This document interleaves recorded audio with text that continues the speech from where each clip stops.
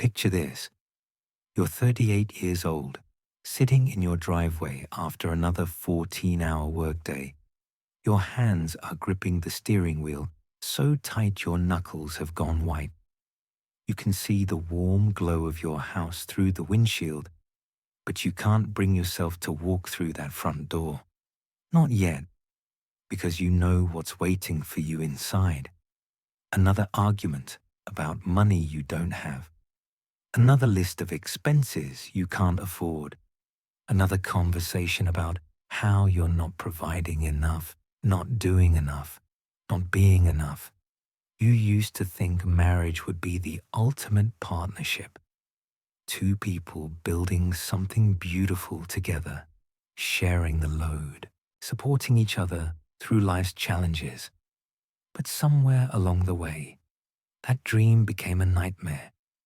You became the sole engine of a machine that consumes everything you can produce and demands more.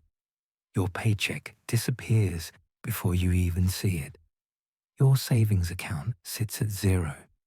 Your retirement fund has been raided so many times it might as well not exist.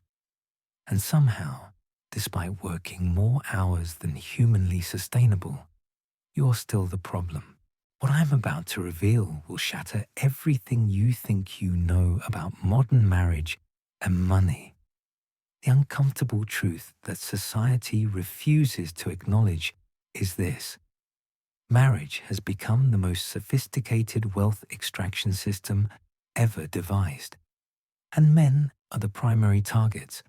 For the next 25 minutes, I'm going to expose the financial mechanisms that transform successful, independent men into debt slaves trapped in their own homes.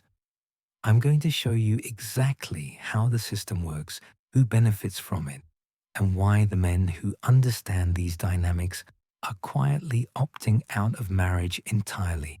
This isn't going to be comfortable to hear if you're married, engaged, or planning to propose. Some of what I reveal might make you question everything. But if you want to protect your financial future, understand why so many men are going broke, and learn the truth about money in modern relationships, you need to hear this. The men who ignore this information are the ones who end up working until they die, never retiring, never building real wealth, and wondering where their lives went wrong. The men who understand what I'm about to tell you are the ones who maintain their freedom, build lasting prosperity, and avoid the financial trap that destroys millions of marriages every year. Let me start with the most fundamental deception about marriage and money. Society tells you that two people living together is cheaper than one person living alone. This is the great lie that lures men into financial destruction. The economics are simple, they say. Split the rent, share the utilities, buy in bulk, divide the expenses. Two can live as cheaply as one. But here's what actually happens when men get married. Their expenses don't get cut in half. They get multiplied by 3. Think about it logically. Before marriage, you lived in a studio apartment or shared a place with roommates. Your needs were simple: food, shelter, transportation, entertainment. Maybe you spent $800 a month on rent, $200 on food, $150 on utilities, and had money left over for savings and fun.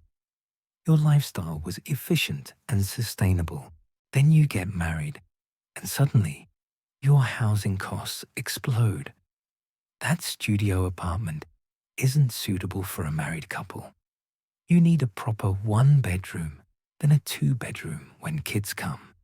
The rent jumps from $800 to $1,500 to $2,500. But it doesn't stop there. Now you need furniture that matches. Your old couch from college won't cut it anymore. You need a dining set, proper bedroom furniture, decorative items that create the right aesthetic. Your wife has standards, and those money. Standards cost thousands of dollars for room set, another a living few thousand for the bedroom. Don't forget the kitchen upgrades, the bathroom renovations, and the endless stream of home improvement projects that somehow become your responsibility to fund. Then comes the lifestyle inflation that nobody warns you about. Your simple grocery budget of $200 a month becomes $400, then $600, then $800. Not because you're eating twice as much food, but because you're buying different food, organic produce, name brand everything, special dietary requirements, expensive supplements. The cheap pasta and frozen vegetables that sustained you as a bachelor become unacceptable for family meals. Transportation costs double overnight. Your reliable used car that got you to work and back isn't suitable for a married man. You need something safer, more reliable, more respectable, something that reflects your status as a provider. The car payment jumps from $0 to $400 a month. Then your wife needs a car too. Another payment, more insurance, more maintenance, more gas. But here's where it gets truly insidious. These aren't one-time expenses. They're permanent lifestyle changes that lock you into higher spending forever. You can't go back to the studio apartment after you've established the two-bedroom standard. You can't downgrade the cars once your wife has gotten used to driving something nice. You can't return to bachelor-level grocery spending once the family meal expectations are set.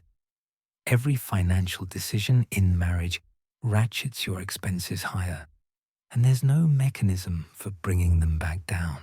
The financial pressure begins immediately, but it doesn't feel like pressure at first. It feels like progress, like building something together. You're making more money than you were as a single man, so the increased expenses seem manageable. The problem is that your income increases linearly, while your expenses increase exponentially. Every promotion, every raise, every bonus gets absorbed into the expanding lifestyle that marriage demands. You never actually get ahead because the target keeps moving farther away. Here's a psychological truth that destroys men's financial health. Marriage transforms discretionary spending into mandatory spending. When you were single, buying a new television was a choice. You could save up, shop around, wait for sales, or decide you didn't really need it. But in marriage, these purchases become family decisions. And family decisions always err on the side of spending. Your wife doesn't see the new television as a luxury. She sees it as a necessity for family entertainment, for creating a proper home environment, for keeping up with social expectations. This transformation happens with everything. Vacations stop being occasional treats and become annual requirements. Dining out stops being a special occasion and becomes routine family maintenance. Gifts for birthdays, anniversaries, holidays, and random celebrations multiply into a constant drain on your resources. Each individual expense seems reasonable, but collectively they create a financial burden that grows heavier every year. The most devastating aspect of this system is how it programs men to accept financial sacrifice as proof of love. Society teaches you that a good husband provides for his family's needs without complaint. A good father ensures his children have everything they require for success. A good man puts his family's financial well-being ahead of his own. This programming is so effective that men will work themselves into early graves while feeling guilty about wanting to keep any money for themselves. You start to view your own financial needs as selfish. Want to save money for retirement. That's taking resources away from the family's current needs. Want to invest in your business or education. That's risky speculation with money that belongs to everyone. Want to maintain some personal spending money. That's immature and irresponsible when there are family expenses to cover. Gradually, you lose all sense of financial autonomy. Every dollar you earn belongs to the family unit, and you become the engine that generates resources for others to allocate. This is where the psychological conditioning becomes truly sinister. You are taught to measure your worth as a man by how much financial sacrifice you're willing to make. The more you give up, the better husband you are. The more overtime you work, the more dedicated you are. The less you spend on yourself, the more noble your character. This programming ensures that you'll never question the system, even as it destroys your financial future. You'll work harder and longer, accepting less and less for yourself, while feeling proud of your sacrifice. But here's the cruel irony that nobody talks about. Despite making all these financial sacrifices, despite working longer hours and accepting lower personal standards, married men receive less appreciation and respect than ever before. Your financial contributions are taken for granted. Your sacrifices are expected rather than celebrated. Your hard work becomes invisible background noise that enables everyone else's lifestyle. The more you give, the less valuable your contributions seem to become. This happens because marriage eliminates the market forces that normally create appreciation for value. When you were single, women had to compete for your resources. They showed gratitude for dinner dates, appreciated gifts, and understood that your time and money were valuable commodities. But marriage removes that competition. Once you're committed, your resources flow automatically to your family regardless of how they treat you. There's no incentive for appreciation because there's no risk of losing access to your earnings. The psychological impact of this dynamic cannot be overstated. Men who were once confident about their financial abilities begin to doubt themselves. They start to believe that they're not good enough providers, not making enough money, not working hard enough to meet their family's needs. This internalized shame drives them to work even harder while accepting even less, creating a vicious cycle that ends in complete financial exhaustion. Meanwhile, the spending continues to accelerate. Children arrive and multiply every expense category. Childcare costs that can rival mortgage payments. Educational expenses that start in preschool and never end. Medical bills that insurance doesn't cover. Clothing, toys, activities, and equipment that children outgrow faster than you can buy replacements. Each child doesn't just double the costs. They create entirely new expense categories that didn't exist before. The financial trap tightens with every passing year. Your earning potential peaks in your 40s and 50s, just as your expenses reach their highest levels. College tuition, teenage car insurance, family vacations that accommodate everyone's schedules, and aging parents who need financial support. You're caught between generations, funding everyone's needs while your own retirement savings remain empty. The promise that marriage would provide financial security becomes a cruel joke as you realize you're less financially secure than ever before. This is when many men begin to understand the true nature of the system they've entered. They're not partners in a financial arrangement. They're the sole funding source for an enterprise that benefits everyone except themselves. They work the longest hours, carry the heaviest stress, make the biggest sacrifices, and receive the smallest share of the benefits. They've become financial slaves in their own homes, and the worst part is that they collaborated in creating their own chains. The system doesn't just extract money from men, it extracts their future. Every dollar that goes lifestyle is a dollar that can, toward maintaining the current, to be invested in building wealth. Every hour spent working overtime to cover family expenses is an hour that can't be spent developing skills or building businesses. Every financial decision made to satisfy immediate family needs is a decision that mortgages your long-term security. Here's where the mathematics become truly terrifying.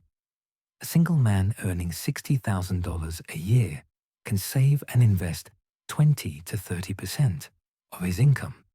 He can max out retirement accounts, build emergency funds, and invest in appreciating assets. Over 20 years, compound interest transforms these investments into substantial wealth. But that same man, married with children, earning $90,000 a year, often saves nothing. Zero. His higher income gets completely absorbed by the higher expenses that marriage creates. Hey, the opportunity cost of marriage isn't just the money you spend. It's the wealth you never build. While your single counterparts are accumulating assets that generate passive income, you're accumulating liabilities that demand constant feeding. Their investments grow automatically while you work harder each year just to maintain the same lifestyle. The gap between your financial trajectories widens exponentially over time.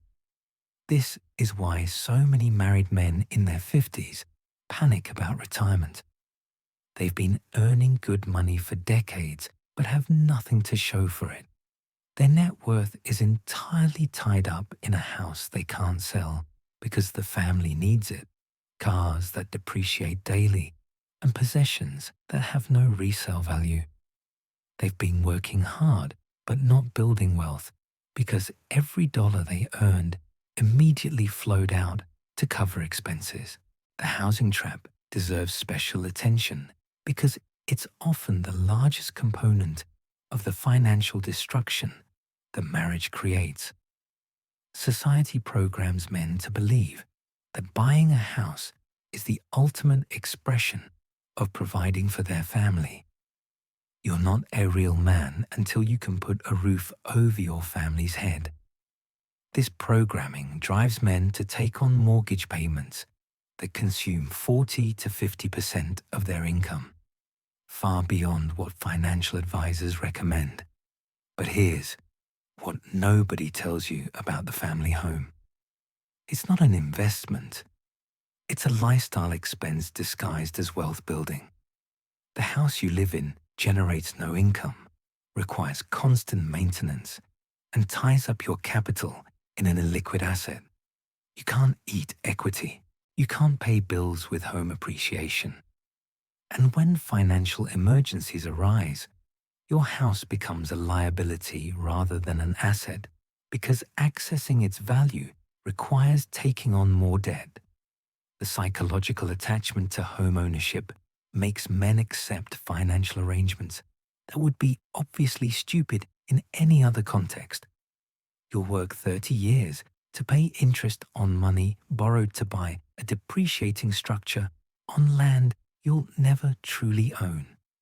Property taxes, insurance, maintenance, and improvements ensure that your housing costs never stop growing.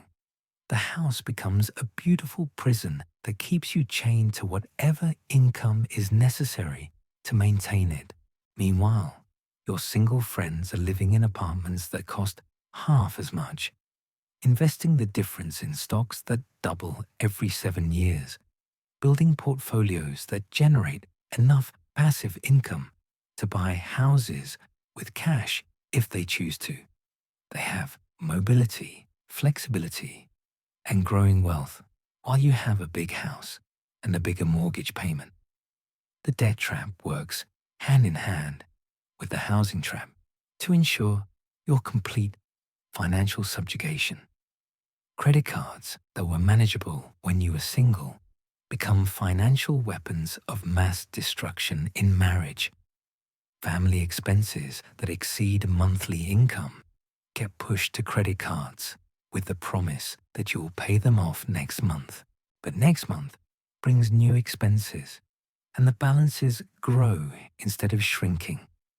Student loans that you thought you'd pay off quickly become permanent fixtures in your budget because there's never enough left over after family expenses to make meaningful payments. Car loans multiply as the family vehicle needs expand. Home equity loans extract any wealth you've built in your house to fund renovations, emergencies, or just to cover the gap between income and expenses. Each form of debt feeds the others, creating a web of financial obligations that becomes impossible to escape. The minimum payments on all your debts consume so much of your income that you can't pay down the principal on any of them. You're trapped in an endless cycle of working to pay interest on money you borrowed to maintain a lifestyle that requires borrowing more money to sustain. This is when many men begin to understand the true genius of the system. It's designed to keep you working at maximum capacity for your entire life. You can never retire because you can never accumulate enough wealth to replace your earned income. You can never take risks or pursue opportunities because your family depends on your steady paycheck. You can never escape because the debt obligations follow you everywhere. The legal system ensures that even divorce doesn't provide financial relief. Family courts have been designed to maintain the wealth extraction even after the marriage ends. Alimony payments continue the resource transfer indefinitely. Child support calculations assume you'll maintain your peak earning capacity forever. Asset division gives away half of everything you've managed to accumulate while leaving you responsible for most of the debt. The psychological warfare that accompanies this financial extraction is perhaps the most damaging aspect of the entire system. You're constantly made to feel like your financial contributions aren't enough.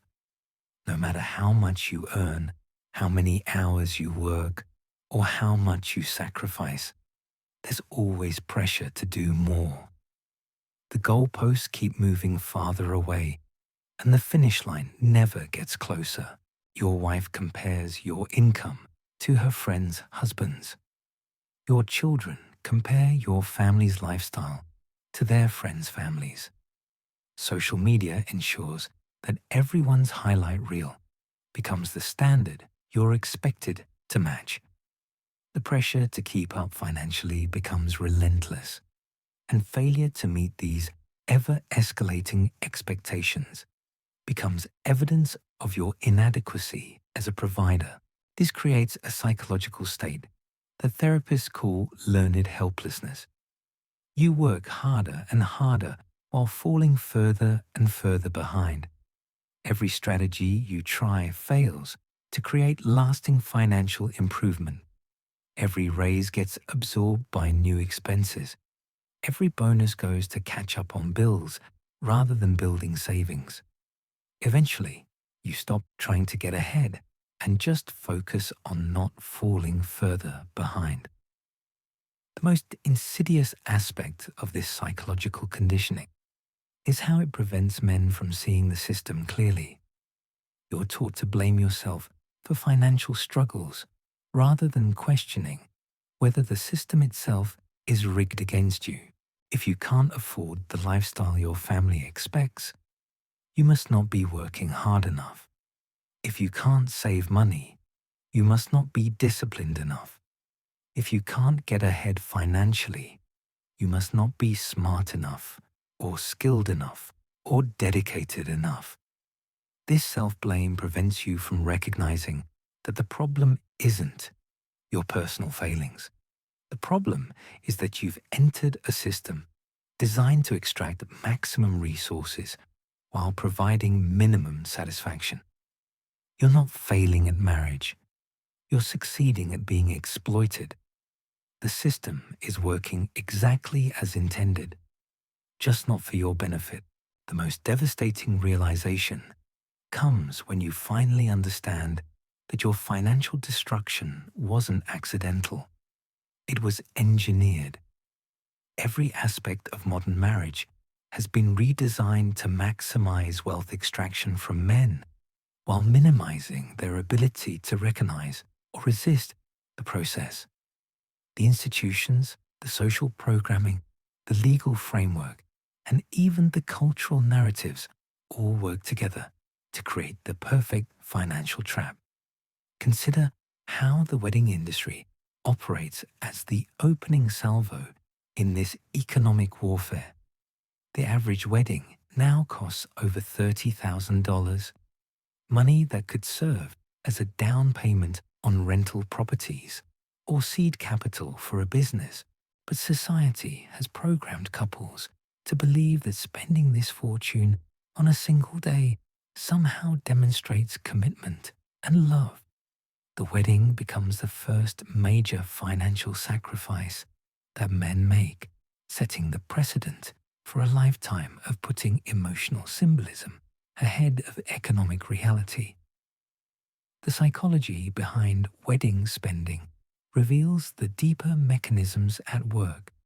Women are taught that their wedding day is the most important day of their lives, that they deserve to feel like princesses, and that cutting corners on wedding expenses somehow diminishes their worth. Men are programmed to believe that providing an expensive wedding proves their love and their capacity to provide. The result is that couples start their marriages with massive debt and the established pattern that the man's financial resources exist to fund the woman's emotional needs. This pattern accelerates throughout the marriage as every major life event becomes another opportunity for wealth extraction. Anniversaries require expensive dinners and gifts. Birthdays demand elaborate celebrations.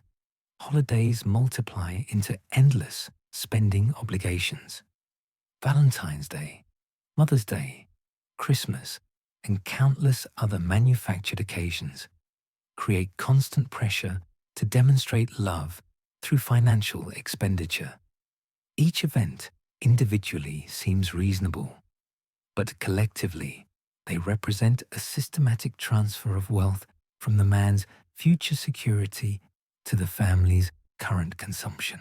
The gift-giving industrial complex deserves particular attention because it reveals how marriage transforms voluntary generosity into mandatory tribute. When you were single, buying gifts was a spontaneous expression of affection. You gave gifts when you felt moved to do so, and the recipients appreciated them as unexpected kindnesses. But marriage converts gift-giving into a performance evaluation system where the amount you spend becomes a measure of your love and commitment. Your wife begins to expect certain levels of expenditure for different occasions. The jewelry you bought her for your first anniversary becomes the baseline for all future anniversaries. The surprise weekend getaway you organize for her birthday creates the expectation that all future birthdays will include similar expensive gestures. Each generous act raises the bar for future generosity, creating an inflationary spiral where yesterday's extravagance becomes today's minimum acceptable effort. This dynamic is particularly destructive because it eliminates the joy and spontaneity that make gift-giving meaningful. Instead of expressing genuine affection, Gift purchases become calculated attempts to avoid disappointment and conflict. You're no longer buying presents because you want to make someone happy. You're buying them because failing to meet expectations will result in emotional punishment. The transformation of generosity into obligation poisons the very gesture it was meant to celebrate. The vacation trap represents another sophisticated mechanism for wealth extraction disguised as family bonding. Society programs families to believe that annual vacations are necessary for creating memories and maintaining relationships. What starts as a modest weekend camping trip gradually escalates into expensive resort stays, international flights, and elaborate itineraries that consume thousands of dollars annually. The psychology of vacation spending is particularly insidious because it's framed as investing in family happiness and childhood memories. Who could argue against giving their children experiences that will last a lifetime? But these experiences come at the cost of the financial security that would actually provide lasting benefit to the family's future. The money spent on a week in Disney World could fund years of compound growth in retirement accounts, but the immediate emotional gratification takes precedence over long-term financial planning. The escalation never stops because each vacation creates new expectations for the next one. The beach house rental leads to expectations for ocean view accommodations. The domestic flight creates pressure for international destinations. The standard hotel room becomes inadequate after experiencing suite-level amenities. Your children develop expensive tastes that become their baseline for future happiness, ensuring that vacation costs grow faster than your income throughout their childhood. Perhaps most destructively, vacation spending often requires debt financing because few families can afford their desired trips from current income. The credit card balances accumulated during family vacations become permanent fixtures in the household budget, creating interest payments that continue long after the memories have faded. You end up paying for past vacations while simultaneously saving for future ones, creating a cycle of debt that never resolves. The education industrial complex represents the ultimate long-term wealth extraction system, convincing parents that unlimited spending on their children's education is both morally required and financially beneficial. Private school tuition that rivals mortgage payments becomes justified as investing in your children's future success. Tutoring, test preparation, extracurricular activities, and educational enrichment programs multiply into thousands of dollars in annual expenses.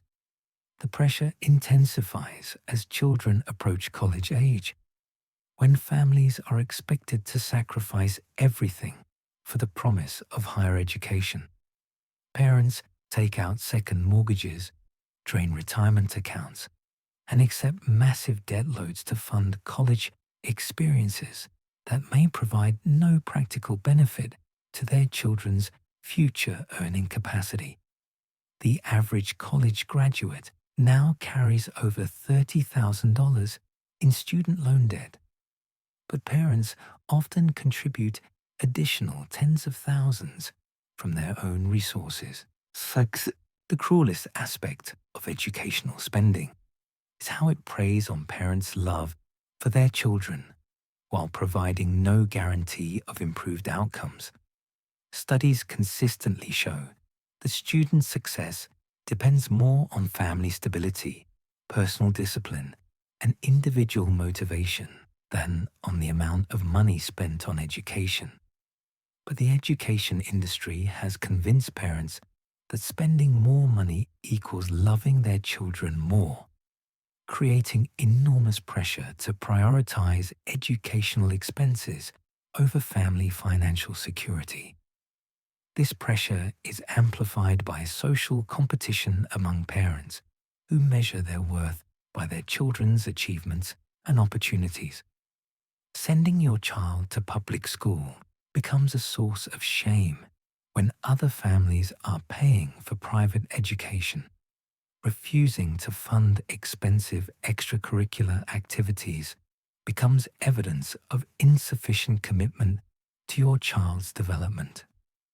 The fear of disadvantaging your children drives spending decisions that disadvantage the entire family's financial future. The healthcare industrial complex adds another layer of wealth extraction that becomes particularly burdensome for families.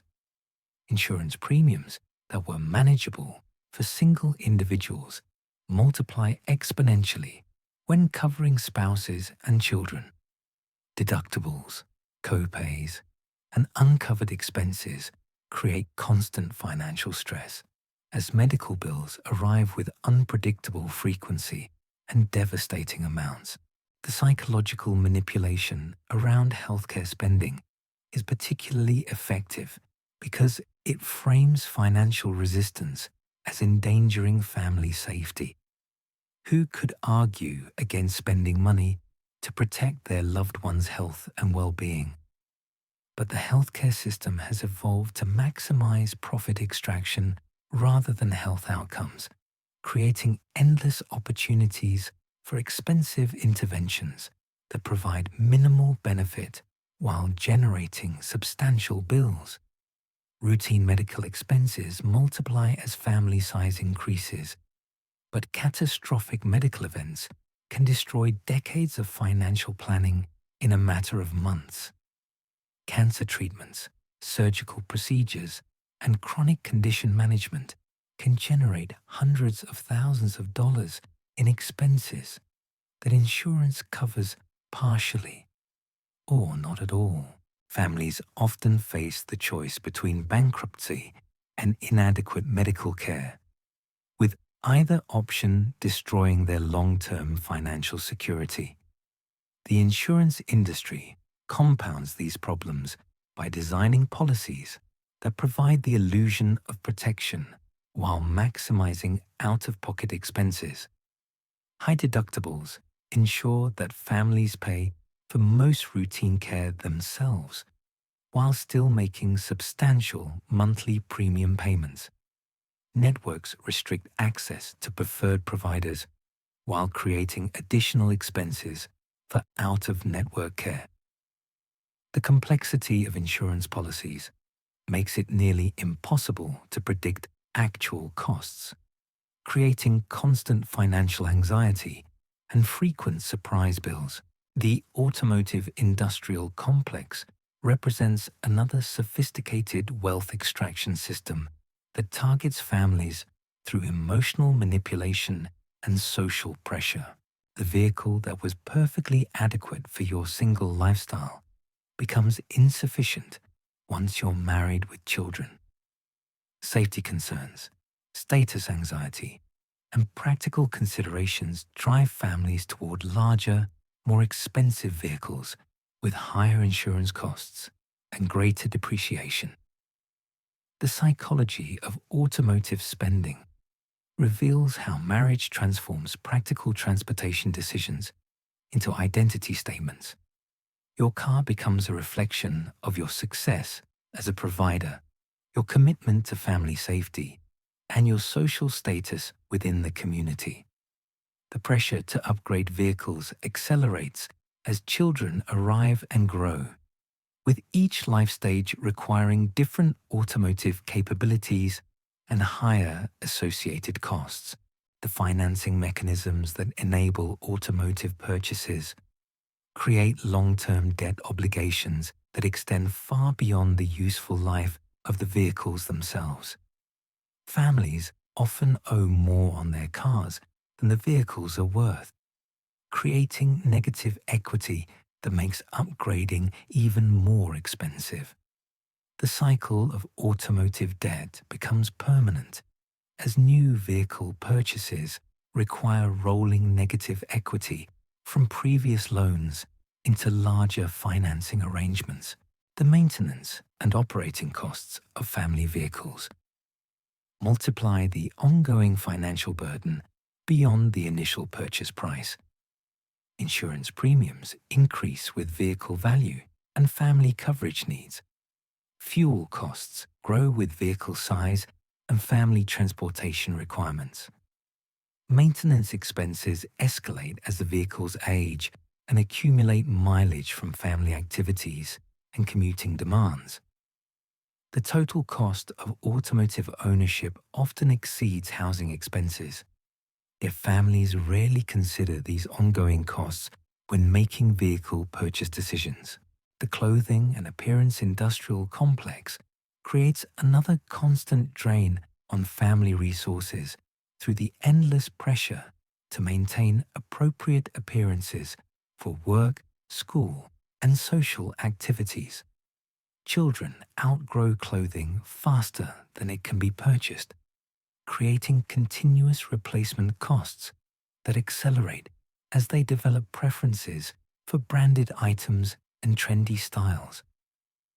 The social pressure around family appearance intensifies as children become aware of their peers' clothing and possessions.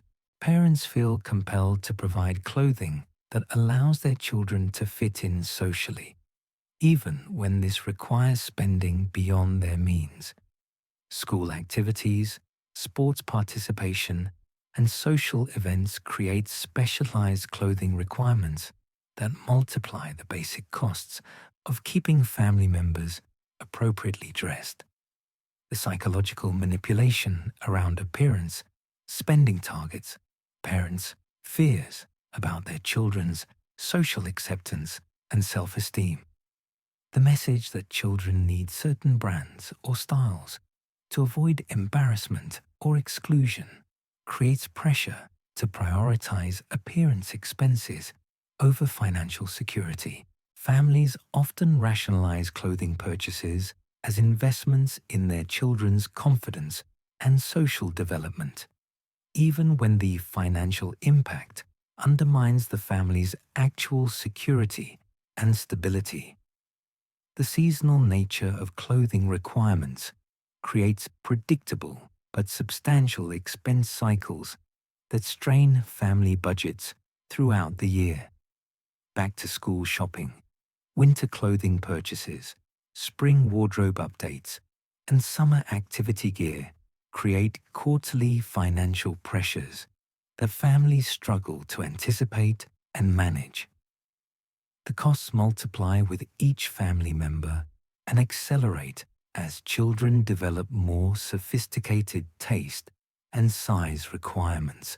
The entertainment industrial complex completes the wealth extraction ecosystem by creating endless opportunities for family spending on activities, subscriptions, and experiences. Streaming services, gaming systems, mobile devices, and internet connectivity create monthly expenses that seem modest individually but accumulate into substantial ongoing costs. The pressure to provide entertainment options for family members creates a constantly expanding array of subscriptions and purchases. Each family member develops preferences for different entertainment platforms, creating multiple subscription costs for services that overlap in content but cannot be consolidated. Gaming systems require regular software purchases, online service fees, and periodic hardware upgrades to maintain compatibility with new releases. The social aspect of modern entertainment creates additional pressure to maintain subscriptions and purchases that allow family members to participate in conversations and activities with their peers. Children who lack access to popular games, shows, or platforms risk social exclusion, creating pressure for parents to maintain entertainment expenses even when other budget areas require reduction. The device replacement cycle ensures that entertainment costs continue growing as technology evolves and existing equipment becomes obsolete. Smartphones, tablets, gaming consoles, and computers require regular updates to maintain functionality with current software and services. The cost of maintaining current technology for multiple family members creates substantial annual expenses that most families underestimate when making initial purchases. This entire system of wealth extraction operates through carefully orchestrated psychological manipulation that prevents men from recognizing the trap they've entered. Each individual expense seems reasonable and justified when viewed in isolation. The wedding creates memories that last a lifetime. The house provides security and stability for the family. The vacation gives children experiences they'll never forget. The education investments improve their future prospects. The healthcare expenses protect everyone's well-being. But when viewed collectively, these expenses represent a systematic transfer of wealth from men's future security to current consumption that benefits everyone except the person funding it. The psychological programming that frames this wealth extraction as love, responsibility, and success prevents men from questioning whether the system serves their interests or exploits them. The most devastating aspect of this realization is understanding how thoroughly you've been programmed to collaborate in your own financial destruction. You've been taught to measure your worth as a man by how much you're willing to sacrifice financially. You've been conditioned to feel guilty about wanting to keep any resources for yourself. You've been manipulated into believing that questioning family expenses makes you selfish and irresponsible. The system succeeds because it transforms your natural desire to provide and protect into a mechanism for unlimited resource extraction. Your love for your family becomes the weapon used against your financial security. Your commitment to being a good husband and father becomes the chain that binds you to decades of financial servitude. Breaking free from this system requires recognizing that the problem isn't your personal failings or insufficient income. The problem is that you've entered an arrangement designed to extract maximum resources while providing minimum satisfaction. Understanding this reality is the first step toward protecting yourself from complete financial destruction and reclaiming control over your economic future. The retirement trap represents perhaps the most sophisticated component of this wealth extraction system because it operates over decades while remaining largely invisible until it's too late to escape. Society programs men to believe that retirement planning happens automatically through employer contributions and gradual savings accumulation. But marriage systematically eliminates every mechanism that makes retirement financially viable. When you are single, maximizing your 401k contribution was straightforward. Take the full employer match, contribute the annual limit, and let compound interest work its magic over 20 to 30 years. The mathematics were simple and the outcome predictable. A single man earning $50,000 annually who maxes out retirement contributions from age 25 will accumulate over $2 million by age 65, assuming average market returns. But marriage transforms retirement planning from automatic wealth building into an impossible dream. That same man, now married with children, earning $75,000, typically contributes nothing to retirement accounts. because every dollar goes toward current family expenses. The higher income provides no retirement benefit because the increased expenses consume the additional earnings and more. Instead of building wealth for his future, he's funding consumption for his present. The opportunity cost becomes staggering when you run the numbers. The married man who contributes zero to retirement for 20 years loses approximately $3 million in accumulated wealth compared to his single counterpart. This isn't money he spent on something else.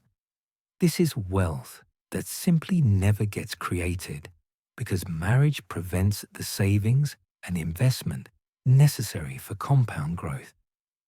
The psychological conditioning around retirement planning reveals the system's true genius.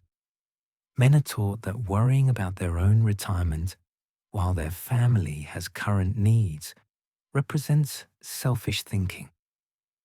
Funding your children's education takes priority over funding your retirement. Maintaining the family's current lifestyle matters more than securing your future independence. Planning for your own old age while your spouse wants things now makes you a bad husband. This programming ensures that men will sacrifice their future security for their family's current comfort without recognizing the devastating long-term consequences. They'll work until they die because they never accumulated the wealth necessary to stop working. They'll depend on social security and family support in their old age because they spent their earning years funding everyone else's needs instead of building their own security. The healthcare costs of aging multiply this financial devastation exponentially. The man who spent his career providing for his family's medical needs finds himself unable to afford his own healthcare in retirement. Medicare covers only a fraction of actual medical expenses, and supplemental insurance requires substantial monthly premiums that his non-existent retirement savings cannot support. Long-term care costs represent the final financial catastrophe that destroys whatever modest assets men manage to accumulate, despite decades of family-focused spending. Nursing home expenses that average $8,000 per month quickly consume home equity and any remaining savings, leaving men completely dependent on government assistance in their final years. The cruel irony emerges when these financially destroyed men need support from the very family members they spent their lives providing for. Their adult children, having been raised with expensive tastes and high expectations, often lack the resources or inclination to support their father's needs. Their wives, having grown accustomed to being provided for rather than providing, may lack the skills or motivation to become caregivers and financial supporters. The insurance industry has created additional mechanisms for extracting wealth from families while providing minimal actual protection. Life insurance policies marketed as investments combine inadequate death benefits with poor investment returns, creating products that benefit insurance companies far more than policyholders. Whole life policies that promise cash value accumulation consistently underperform basic index fund investments while charging substantial fees and commissions. The psychology behind life insurance sales targets men's fears about their family's financial security after their death. The emotional manipulation convinces men to purchase expensive policies they cannot afford instead of investing the same money in assets that would provide better returns and greater flexibility. The result is reduced current financial resources and inadequate future security for both the man and his family. Disability insurance represents another area where families overpay for inadequate protection while believing they've secured their financial future. Policies with numerous exclusions and limitations provide less coverage than families expect while consuming substantial monthly premiums. The complex terms and conditions ensure that claims get denied frequently, while premium payments continue indefinitely. The legal system has evolved to ensure that even death doesn't provide men with escape from financial obligations to their families. Estate planning laws prioritize family claims over individual wishes, ensuring that whatever wealth men manage to accumulate gets distributed according to formulas that benefit everyone except the person who created the wealth. Probate processes consume additional resources through legal fees and administrative costs that further reduce what families ultimately receive. The tax system compounds these problems by penalizing married men through higher tax rates, reduced deductions, and eliminated credits that were available when they were single. Marriage penalty taxes create additional financial burden, precisely when families can least afford increased expenses. The tax code incentivizes single status while punishing marriage, yet society continues pressuring men into arrangements that increase their tax obligations. The social security system completes the retirement destruction by providing benefits that replace only a fraction of pre-retirement income while requiring decades of maximum contributions. Men who spent their careers paying social security taxes on high incomes receive benefits calculated on formulas that provide minimal returns on their contributions. The system transfers wealth from high-earning men to low-earning beneficiaries while providing inadequate retirement security for the people who funded it. The psychological damage inflicted by this systematic financial destruction extends far beyond monetary concerns. Men who realize they'll never be able to retire experience depression, anxiety, and hopelessness that affects every aspect of their lives. They understand they've been trapped in a system that consumed their prime earning years while providing no path to financial independence. The health consequences of this financial stress manifest in numerous ways that create additional medical expenses and reduced earning capacity. Chronic stress leads to heart disease, diabetes, and other conditions that require expensive treatment while reducing ability to work. The financial pressure to continue working despite declining health creates a downward spiral that ends in complete physical and economic collapse. The relationship consequences prove equally devastating as financial stress destroys marriages and alienates family members. Wives who expected to be provided for throughout their lives become resentful when they realize their husband cannot afford to maintain their lifestyle in retirement. Children who were raised with expensive tastes and high expectations blame their father for failing to accumulate sufficient wealth to continue supporting them as adults. The social isolation that accompanies financial failure in marriage creates additional psychological trauma. Men who cannot afford to participate in social activities with their peer groups become increasingly isolated and depressed. They watch their single friends enjoying retirement travel and leisure activities while they continue working to pay for family expenses and debt obligations created decades earlier.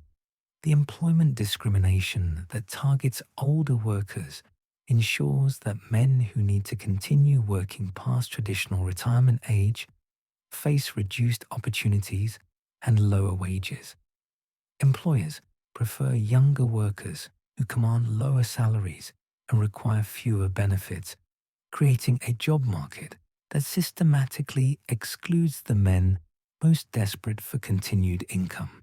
The debt obligations that accumulated during decades of family-focused spending follow men into their retirement years, ensuring that even Social Security benefits get consumed by payments on loans taken out to fund family expenses.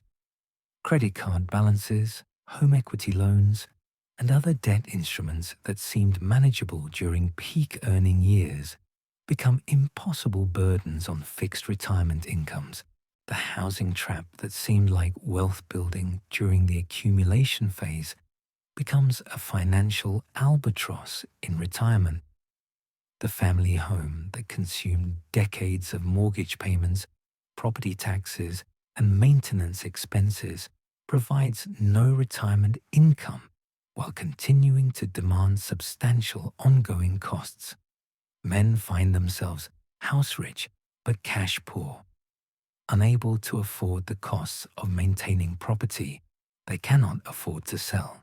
The reverse mortgage industry preys on these financially desperate retirees by offering to convert home equity into monthly income through complex arrangements that ultimately transfer property ownership to lenders.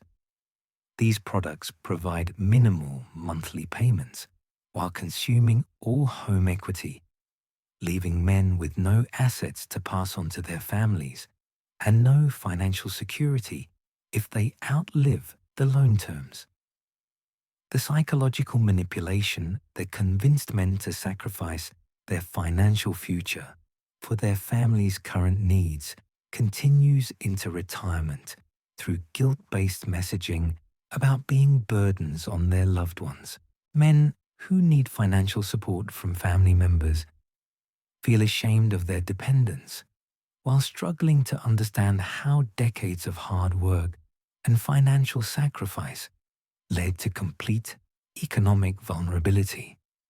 The healthcare system exploits this vulnerability through expensive treatments and procedures that promise to extend life while consuming whatever modest resources men manage to preserve.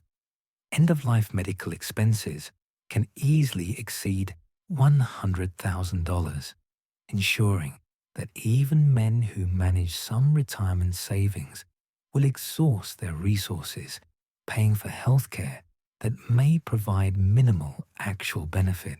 The funeral industry provides the final wealth extraction opportunity by convincing grieving family members that expensive burial services demonstrate love and respect for the deceased.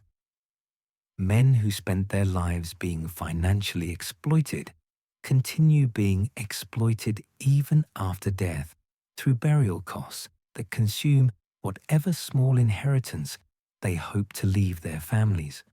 The cycle continues into the next generation as sons observe their father's financial destruction and either repeat the same patterns or reject marriage entirely to avoid similar outcomes. The men who learn from their father's mistakes often choose to remain single and build wealth instead of entering arrangements designed to extract their resources. The men who don't learn from history repeat it, perpetuating the system that destroys men's financial security generation after generation. The insurance industry has developed increasingly sophisticated products that promise to solve retirement security problems while actually creating additional wealth extraction opportunities. Annuities marketed as guaranteed retirement income provide lower returns than basic investments while charging substantial fees and surrender penalties. Variable life insurance policies combine poor investment performance with high costs and complex terms that benefit insurance companies at policyholders' expense. The financial planning industry participates in this exploitation by selling services and products that generate commissions for advisors while providing minimal benefit to clients. Managed investment accounts charge annual fees that consume substantial portions of investment returns over time.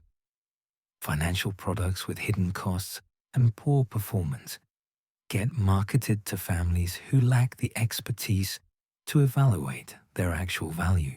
The credit industry has evolved to ensure that families remain in debt throughout their lives through revolving credit arrangements that make minimum payments affordable while keeping principal balances high indefinitely.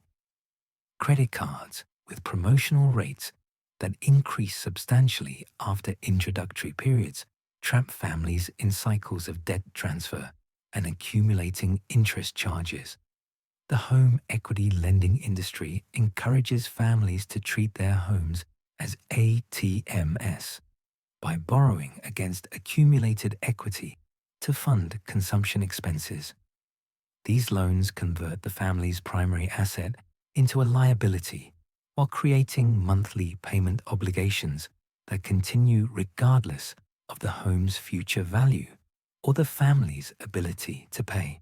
The student loan industry has expanded beyond traditional higher education to include vocational training, continuing education, and professional development programs that promise career advancement while creating additional debt obligations. Parents who co-sign these loans become responsible for payments that may continue for decades after the education ends. The automotive financing industry has developed loan terms that extend up to 8 years to make monthly payments affordable while ensuring that borrowers remain underwater on their loans throughout the repayment period. Gap insurance and extended warranties add additional costs while providing minimal actual protection against financial loss. The vacation financing industry now offers payment plans and credit arrangements that allow families to take expensive trips while spreading the costs over months or years. These arrangements make luxury vacations seem affordable while creating debt obligations that continue long after the memories fade. The wedding financing industry provides loans and credit arrangements that enable couples to spend far beyond their means on ceremonies and receptions. These debt obligations start marriages with substantial financial burdens while conditioning couples to prioritize emotional satisfaction over financial responsibility. The childcare industry has evolved to extract maximum resources from working parents through expensive daycare programs, after-school activities, and summer camps that consume substantial portions of family incomes. The costs often exceed what families can afford, forcing them to choose between career advancement and financial stability. The technology industry creates constant pressure for families to purchase new devices, software, and services to maintain connectivity and compatibility with current standards. The rapid obsolescence of electronic devices ensures that replacement costs occur frequently, while the complexity of modern technology makes repair impossible or more expensive than replacement. The subscription economy has transformed one-time purchases into ongoing monthly obligations that accumulate into substantial annual expenses. Streaming services, software licenses, cloud storage, and digital content subscriptions create fixed costs that continue regardless of usage levels or family financial circumstances. The meal delivery industry targets busy families with convenient but expensive alternatives to home cooking and grocery shopping. These services often cost double or triple what families would spend on equivalent meals prepared at home, while conditioning families to view convenience as worth any price. The fitness industry exploits family health concerns through expensive gym memberships, personal training services, and specialized equipment that promise better health outcomes while creating ongoing financial obligations. Family memberships multiply individual costs, while usage typically declines over time, creating situations where families pay for services they don't use. The beauty and personal care industry has expanded to include expensive treatments, products, and services for all family members. Regular salon visits, skincare treatments, and cosmetic procedures create ongoing expenses that seem like maintenance, but function as luxury consumption that families cannot afford. The pet industry has evolved to extract substantial resources from families through expensive veterinary care, premium food products, grooming services, and pet insurance. The emotional attachment to family pets makes cost considerations seem heartless, while veterinary bills can easily exceed thousands of dollars for routine procedures. The home security industry preys on family safety concerns through expensive monitoring services, equipment purchases, and maintenance contracts. These services provide minimal actual security improvement while creating monthly payment obligations that continue indefinitely, regardless of whether security events ever occur. The lawn care and landscaping industry convinces homeowners that professional services are necessary to maintain property values and neighborhood standards. Regular maintenance contracts create ongoing expenses, while seasonal services add substantial costs for activities that homeowners could perform themselves with minimal effort and expense. This comprehensive system of wealth extraction operates through carefully coordinated psychological manipulation that prevents men from recognizing how thoroughly they're being exploited. Each individual expense category seems reasonable and justified when evaluated separately. The collective impact remains hidden until men reach their 50s and realize they have no retirement savings, substantial debt obligations, and no realistic path to financial independence. The programming that creates this systematic exploitation begins in childhood and continues throughout men's lives through media, education, and social conditioning. Boys are taught that their value as men depends on their ability to provide for others. They learn that questioning expenses related to family needs makes them selfish and irresponsible. They develop beliefs that working harder and earning more will eventually create financial security, even when the evidence clearly demonstrates that increased earnings get consumed by increased expenses. The social pressure to maintain appearances compounds these psychological influences by creating competition among families to display wealth and status through consumption. Neighborhoods, schools, and social circles create informal standards for housing, vehicles, clothing, and activities that families feel compelled to meet regardless of their actual financial capacity. The marketing industry has developed increasingly sophisticated techniques for targeting family spending decisions through emotional manipulation and social pressure. Advertising campaigns focus on family happiness, children's success, and social acceptance to create demand for products and services that families cannot afford but feel they cannot live without. The result is a generation of men who work harder and longer than any previous generation, while accumulating less wealth and achieving less financial security. They've been programmed to sacrifice their own futures for their family's current consumption, while believing that this sacrifice represents love, responsibility, and success.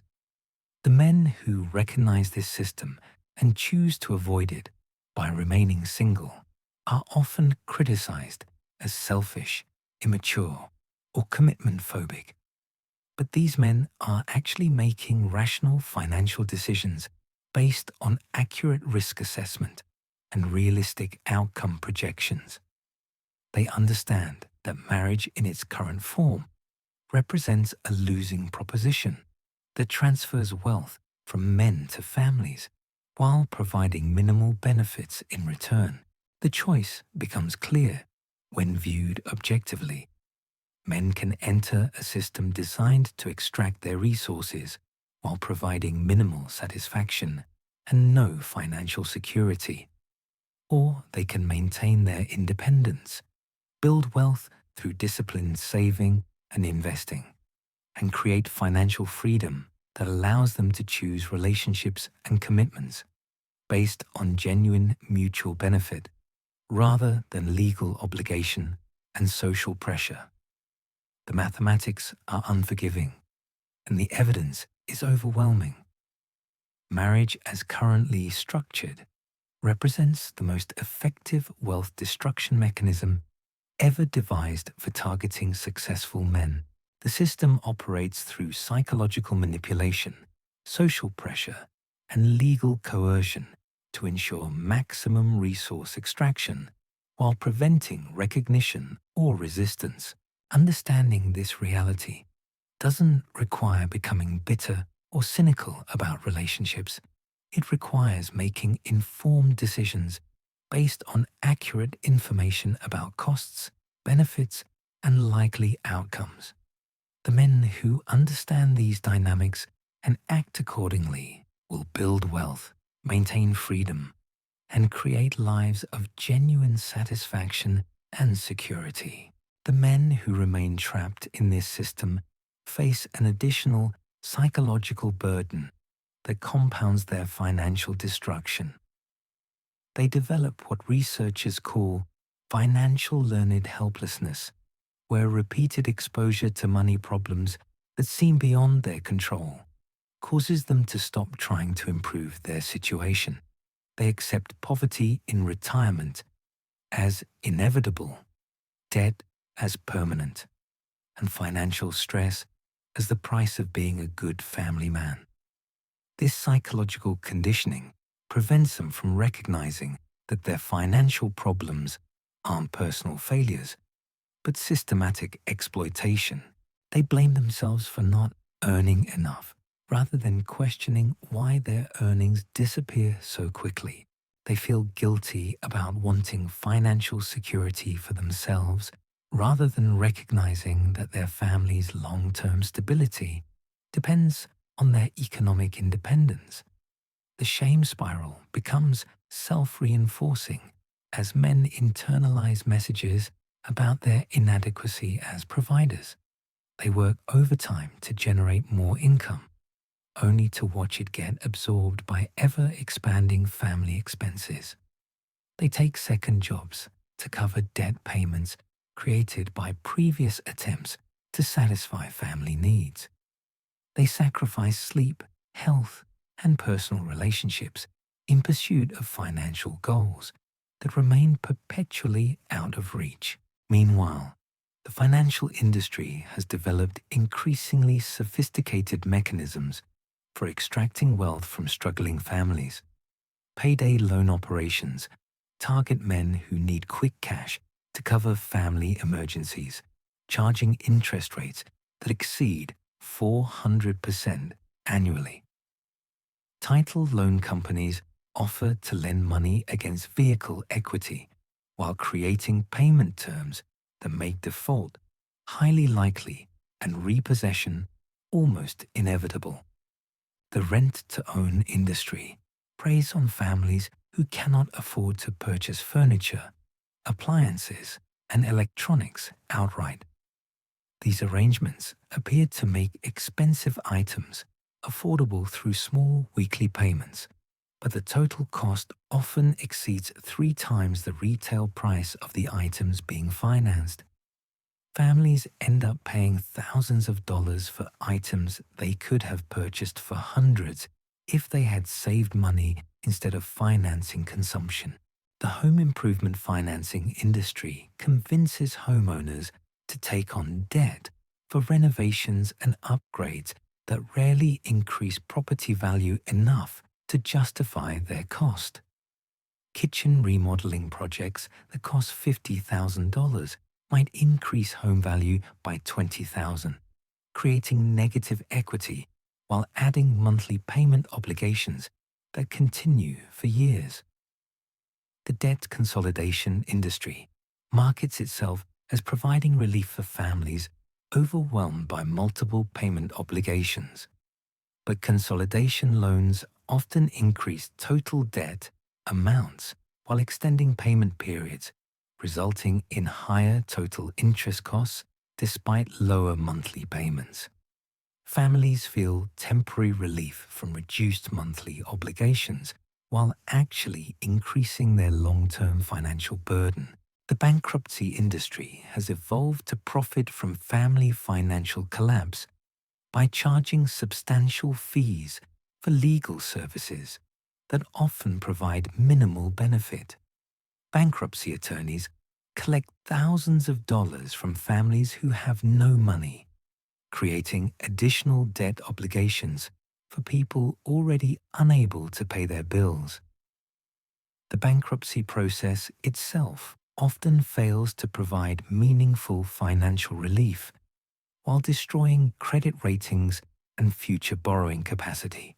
The credit repair industry promises to improve credit scores and remove negative information from credit reports through expensive monthly services that rarely deliver promised results. Families desperate to improve their financial standing pay hundreds of dollars for services. They could perform themselves while their underlying financial problems remain unchanged.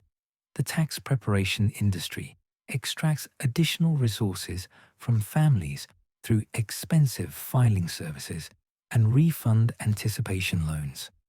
Tax preparation fees that can exceed several $100s consume substantial portions of tax refunds that families desperately need for basic living expenses. Refund anticipation loans charge high interest rates for advancing refunds a few days earlier than direct deposit would provide. The legal system has created additional mechanisms for extracting wealth from families through civil litigation, property disputes, and regulatory violations. Families facing legal challenges often pay thousands of dollars in attorney fees regardless of case outcomes.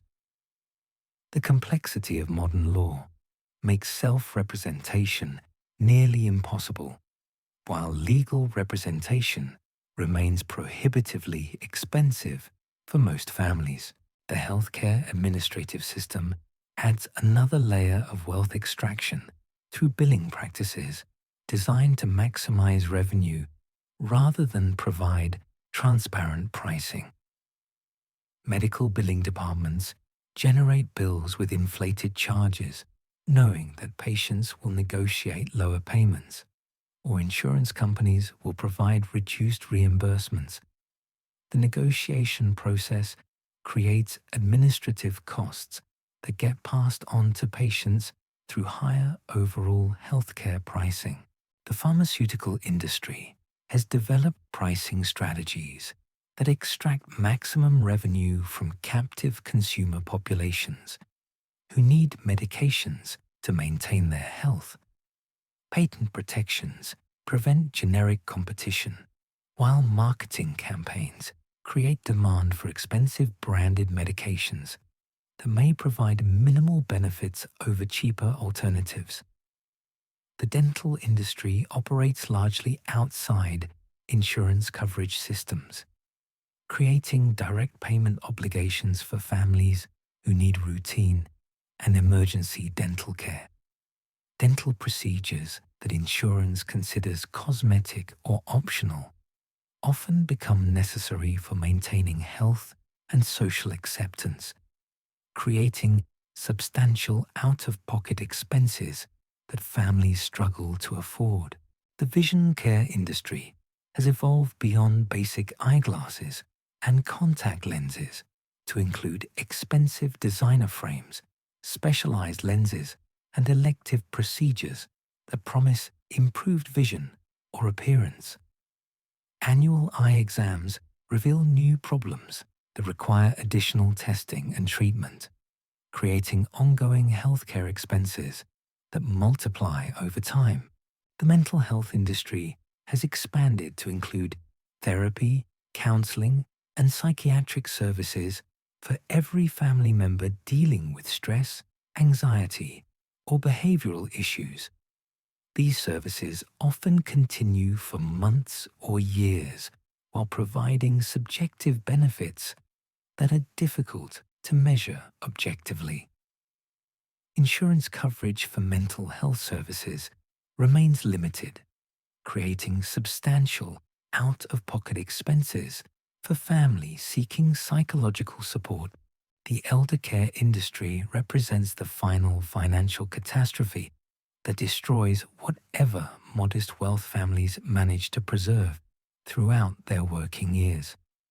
As parents and relatives age, they require increasing levels of care that create substantial expenses for adult children who are still struggling to manage their own financial obligations.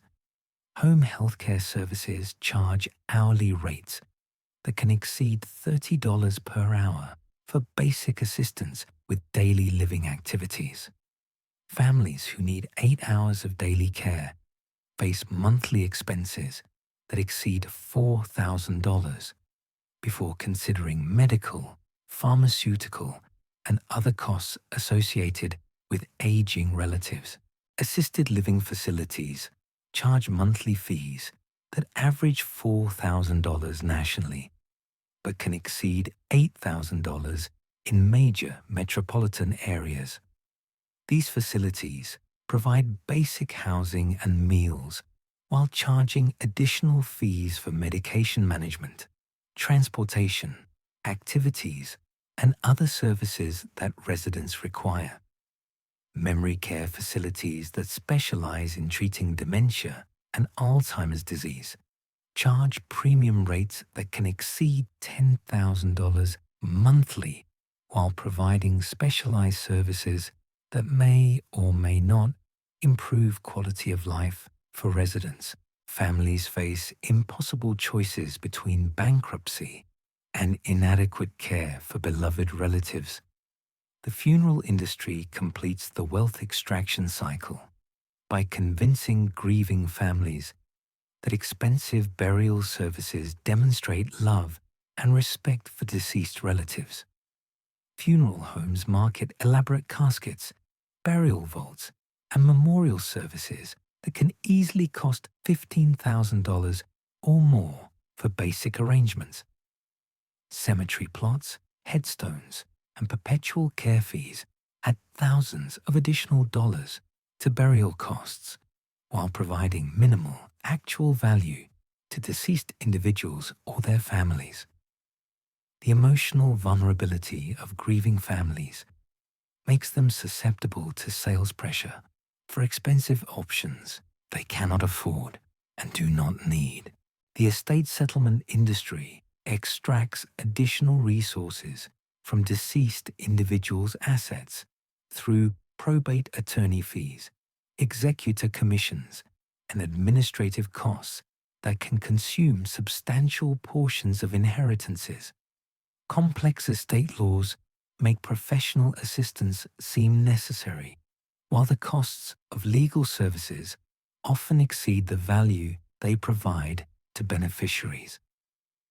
The financial planning industry has developed products and services that promise to solve retirement security problems while actually creating additional wealth extraction opportunities.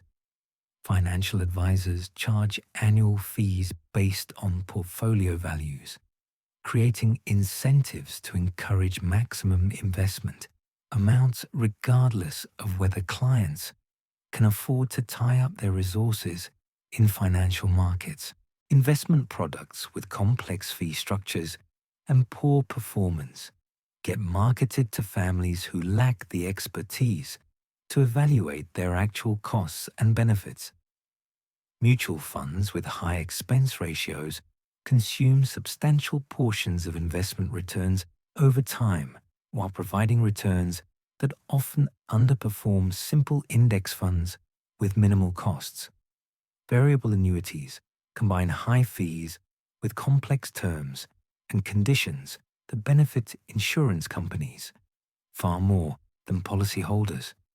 These products promise guaranteed retirement income while charging fees that can exceed 3% annually and providing returns that lag behind simple investment alternatives. The real estate industry has evolved to extract maximum commissions from families buying and selling homes through exclusive representation agreements and standardized commission structures that bear no relationship to actual services provided. Real estate transactions that take a few weeks to complete generate commission payments that can exceed $20,000 for homes in average price ranges. The mortgage industry has developed increasingly complex loan products that obscure actual costs while maximizing interest payments and fees. Adjustable rate mortgages that start with low payments create affordability illusions, while ensuring that future payment increases will strain family budgets. Interest-only loans allow families to qualify for larger mortgages while building no equity and creating balloon payment obligations that may be impossible to meet. The home inspection industry charges substantial fees for superficial examinations that rarely identify serious problems while creating liability protections that prevent meaningful recourse when problems emerge after purchase. Families pay hundreds of dollars for inspections that provide minimal actual protection while creating false confidence about property conditions. The moving industry extracts additional resources from families through pricing practices that make accurate cost estimation nearly impossible. Moving companies provide low initial estimates to secure contracts, then add substantial charges for services that were not clearly disclosed in original quotes. Families facing deadlines for relocation have little choice but to accept additional charges or risk losing their belongings. The storage industry has evolved to profit from families' inability to afford adequate housing for their possessions. Storage unit rental fees that seem modest monthly accumulate into substantial annual expenses, while possessions stored long-term often have less value than the cumulative storage costs. Families pay thousands of dollars over time to store items they rarely access and eventually discard. The utility industry has developed complex rate structures and service fees that make monthly bills difficult to predict or control. Delivery charges, connection fees, and service charges multiply beyond basic usage costs, while families have no alternatives for essential services. Utility disconnection fees and reconnection charges create additional penalties for families experiencing temporary financial difficulties. The telecommunications industry charges substantial monthly fees for services that families consider essential for work, school, and social connectivity. Internet, cable, and mobile phone services create fixed monthly expenses that continue regardless of usage levels or family financial circumstances. Equipment rental fees, installation charges, and early termination penalties add additional costs that make switching providers expensive and difficult. The banking industry has developed fee structures that extract resources from families through account maintenance charges, overdraft fees, and transaction penalties. Monthly service fees for basic checking accounts consume resources that families need for essential expenses, while overdraft charges can exceed $30 for transactions that exceed account balances by small amounts. The investment industry markets complex financial products to families who lack the expertise to evaluate their costs and benefits accurately. Managed mutual funds charge annual fees that consume substantial portions of investment returns, while often providing performance that lags behind simple index funds with minimal costs. Financial advisors sell products that generate commissions for themselves while providing questionable benefits to their clients. The retirement planning industry has developed products that promise to solve pension funding problems while actually creating additional wealth extraction opportunities. Individual retirement accounts with high fees and poor investment options transfer retirement security responsibility to individuals while providing minimal actual benefit. Employer-sponsored retirement plans often include investment options with high fees and limited choices that benefit plan administrators more than participants.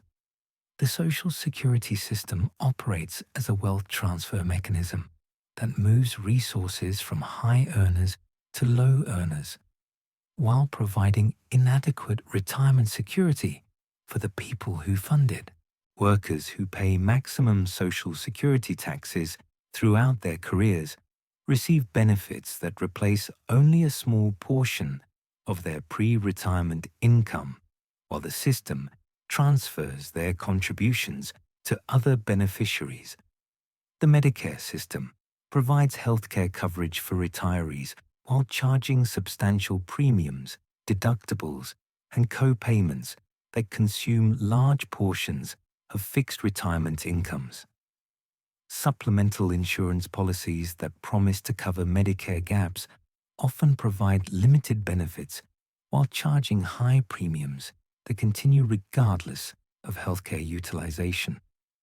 The long-term care industry charges premium rates for nursing home and assisted living services while providing basic care that families could often manage at home with proper support. These facilities operate as profit centers that maximize revenue per resident while providing minimal amenities and services beyond basic medical supervision. The prescription drug industry has developed pricing strategies that extract maximum revenue from captive populations who need medications to maintain their health and functionality. Patent protections prevent generic competition, while insurance coverage limitations create substantial out-of-pocket expenses for essential medications.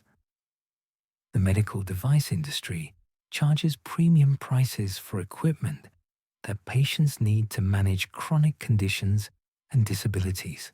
Wheelchairs, hearing aids, and other assistive devices often cost thousands of dollars, while insurance coverage remains limited and replacement schedules ignore actual device functionality and user needs. This comprehensive system of wealth extraction operates through psychological manipulation that prevents recognition of the exploitation. Each expense category appears reasonable when evaluated individually, but collectively they represent a systematic transfer of resources from working families to corporate profit centers that provide minimal actual value in return. The programming that enables this exploitation begins in childhood and continues throughout people's lives through media messages, educational content, and social conditioning. Children learn to associate consumption with happiness, debt with normalcy, and financial struggle with moral virtue. They develop beliefs that working harder will create financial security, even when evidence clearly demonstrates that increased earnings get consumed by increased expenses.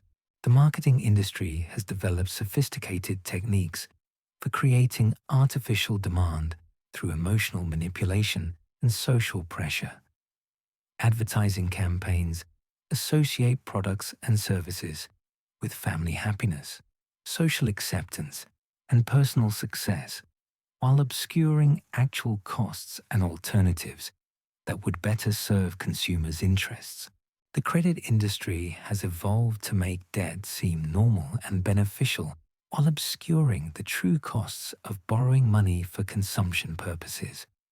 Credit cards marketed as convenience tools become permanent debt instruments that charge high interest rates while providing minimal actual benefits to users.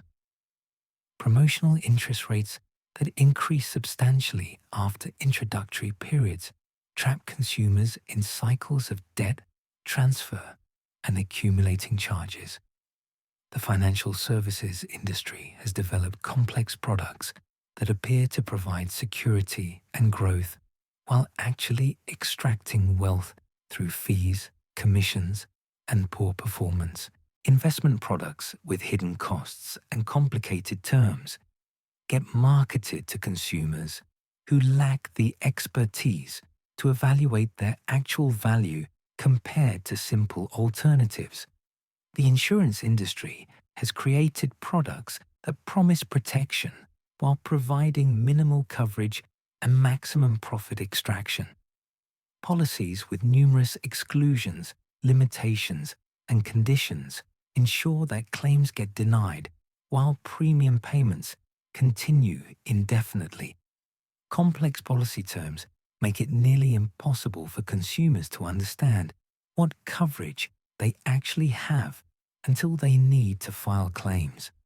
The result is a population of working families who earn more money than any previous generation while accumulating less wealth and achieving less financial security. They've been conditioned to sacrifice their futures for current consumption while believing that this behavior represents responsibility and success. The families who recognize this system and choose to live differently often face social pressure and criticism for their unconventional choices. They're labeled as cheap, antisocial, or irresponsible for prioritizing financial security over current consumption. But these families understand that true security comes from owning assets rather than consuming products, building wealth rather than maintaining appearances, and creating independence rather than accepting dependence. The mathematical reality is unforgiving. Families who spend everything they earn will never achieve financial independence regardless of how much money they make. Families who save and invest substantial portions of their income will build wealth over time, even with modest earnings. The difference between these outcomes isn't luck or circumstances, but conscious choices about priorities and values. The psychological programming that drives destructive financial behavior can be overcome through education, awareness, and deliberate effort to resist social pressure and marketing manipulation. Families who understand how the system works can make informed decisions about which expenses provide genuine value and which represent wealth extraction disguised as necessity. The choice becomes clear when viewed objectively.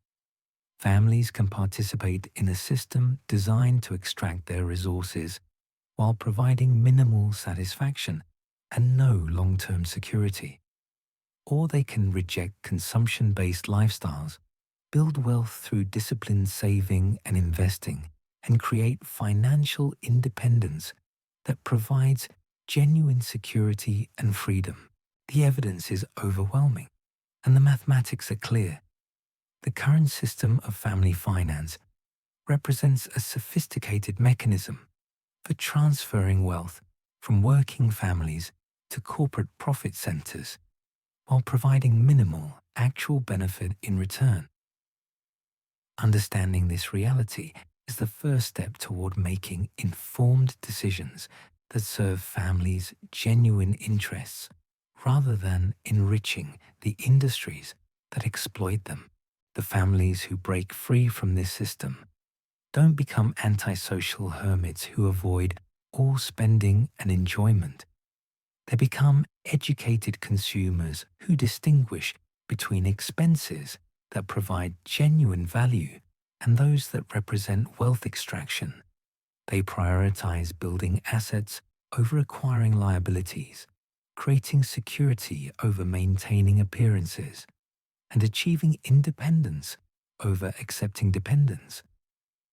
These families often discover that genuine happiness and satisfaction come from financial security, personal freedom, and meaningful relationships rather than from consumption, debt, and social status. They learn that the most expensive lifestyle is often the least satisfying because it requires constant work to maintain while providing no lasting security or peace of mind. The transformation requires rejecting decades of programming about what constitutes success, happiness, and responsibility. It means choosing long-term security over short-term gratification, genuine value over social approval, and personal freedom over conventional expectations. The families who make this transformation successfully often find that they're happier, healthier, and more secure than they ever were when participating in the consumption-driven system. The path forward requires understanding that the problem isn't personal failure or insufficient income. The problem is systematic exploitation disguised as normal family life. The solution isn't working harder to generate more income that will get consumed by expanding expenses. The solution is recognizing the system for what it is and choosing to opt out of arrangements that transfer wealth without providing genuine benefit. This understanding transforms the entire conversation about marriage, family, and financial planning from one of personal inadequacy to one of systematic exploitation. Men who understand these dynamics can make informed decisions about relationships, commitments, and lifestyle choices based on accurate information about costs, benefits, and likely outcomes.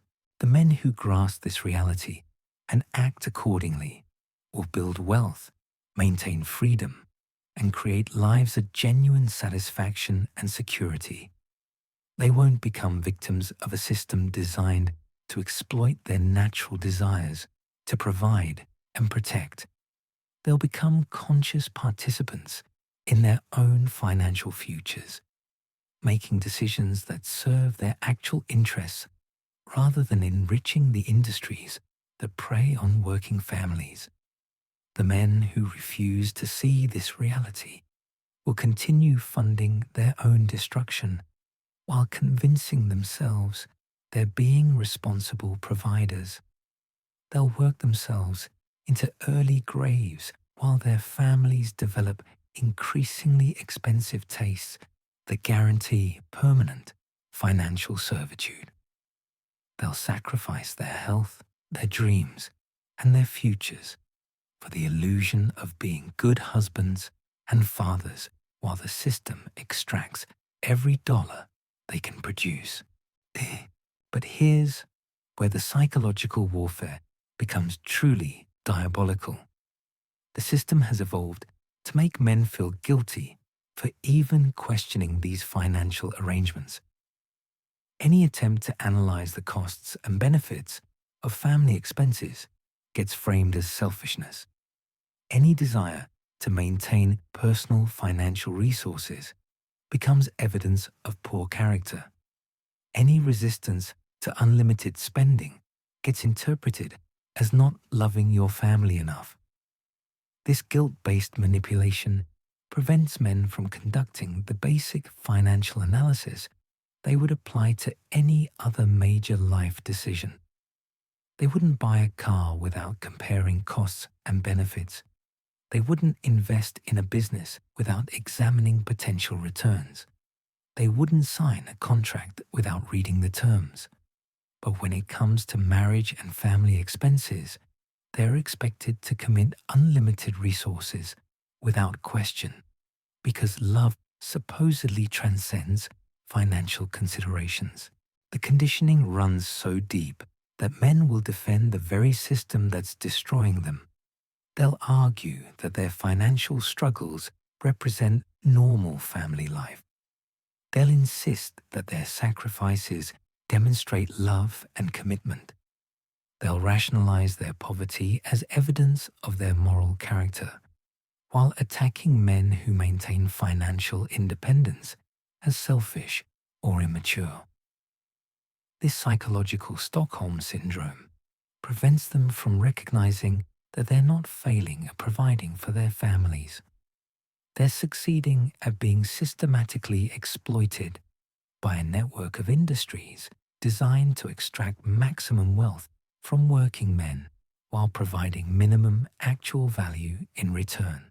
The medical industrial complex represents perhaps the most sophisticated component of this exploitation system because it operates through life and death fear while providing services that range from essential to completely unnecessary. Emergency medical situations create financial catastrophes that can destroy decades of careful saving in a matter of hours. But the system has evolved beyond treating genuine emergencies to creating ongoing revenue streams through preventive care, routine procedures, and lifestyle interventions that generate substantial profits while providing questionable health benefits. The psychology of medical spending makes rational cost-benefit analysis nearly impossible because questioning medical expenses gets framed as endangering family safety. What husband could argue against spending money to protect his wife's health? What father could refuse medical treatment for his children? The emotional manipulation eliminates logical evaluation while creating unlimited opportunities for wealth extraction. Routine medical procedures that were once considered optional have become mandatory through marketing campaigns that create artificial urgency and fear. Annual physical exams generate additional testing requirements that create additional expenses, while often identifying problems that would resolve naturally without intervention. Preventive screenings discover abnormalities that require monitoring and treatment, creating ongoing medical relationships that generate revenue for decades. The pharmaceutical component of this system ensures that medical interactions result in prescription medications that create monthly expenses and potential side effects that require additional medications to manage. The average American over 50 takes multiple prescription medications daily, creating hundreds of dollars in monthly expenses that continue indefinitely, regardless of whether the medications provide measurable health improvements. Dental care operates as a parallel wealth extraction system that functions largely outside insurance coverage, while creating ongoing maintenance requirements and emergency expenses. Routine cleanings discover problems that require expensive treatments. Cosmetic procedures get marketed as necessary for social and professional success. Emergency dental situations create urgent expenses that families must fund immediately, regardless of their financial circumstances. The psychology of dental spending mirrors medical expenses by making cost considerations seem irresponsible or dangerous. Parents who question expensive orthodontic treatments for their children risk being seen as neglectful. Adults who avoid routine dental care face social stigma and potential health consequences that could result in more expensive emergency treatments later. Vision care has evolved beyond basic eyeglasses to include designer frames, specialized lenses, contact lens subscriptions, and elective procedures that promise improved appearance or convenience. Annual eye exams discover prescription changes that require new glasses or contacts, while identifying potential problems that require monitoring and treatment by specialists. The cumulative effect of these healthcare expenses creates ongoing financial obligations that continue throughout families' lives while providing benefits that are often difficult to measure objectively. Families spend thousands of dollars annually on healthcare while remaining uncertain about whether these expenses actually improve their health outcomes or simply generate revenue for healthcare providers. Mental health services have expanded to include therapy and counseling for every family member dealing with stress, anxiety, relationship issues, or behavioral problems. These services often continue for months or years while providing subjective benefits that depend largely on patient cooperation and therapist competence. Insurance coverage remains limited, while out-of-pocket expenses can easily exceed hundreds of dollars monthly for families with multiple members receiving treatment.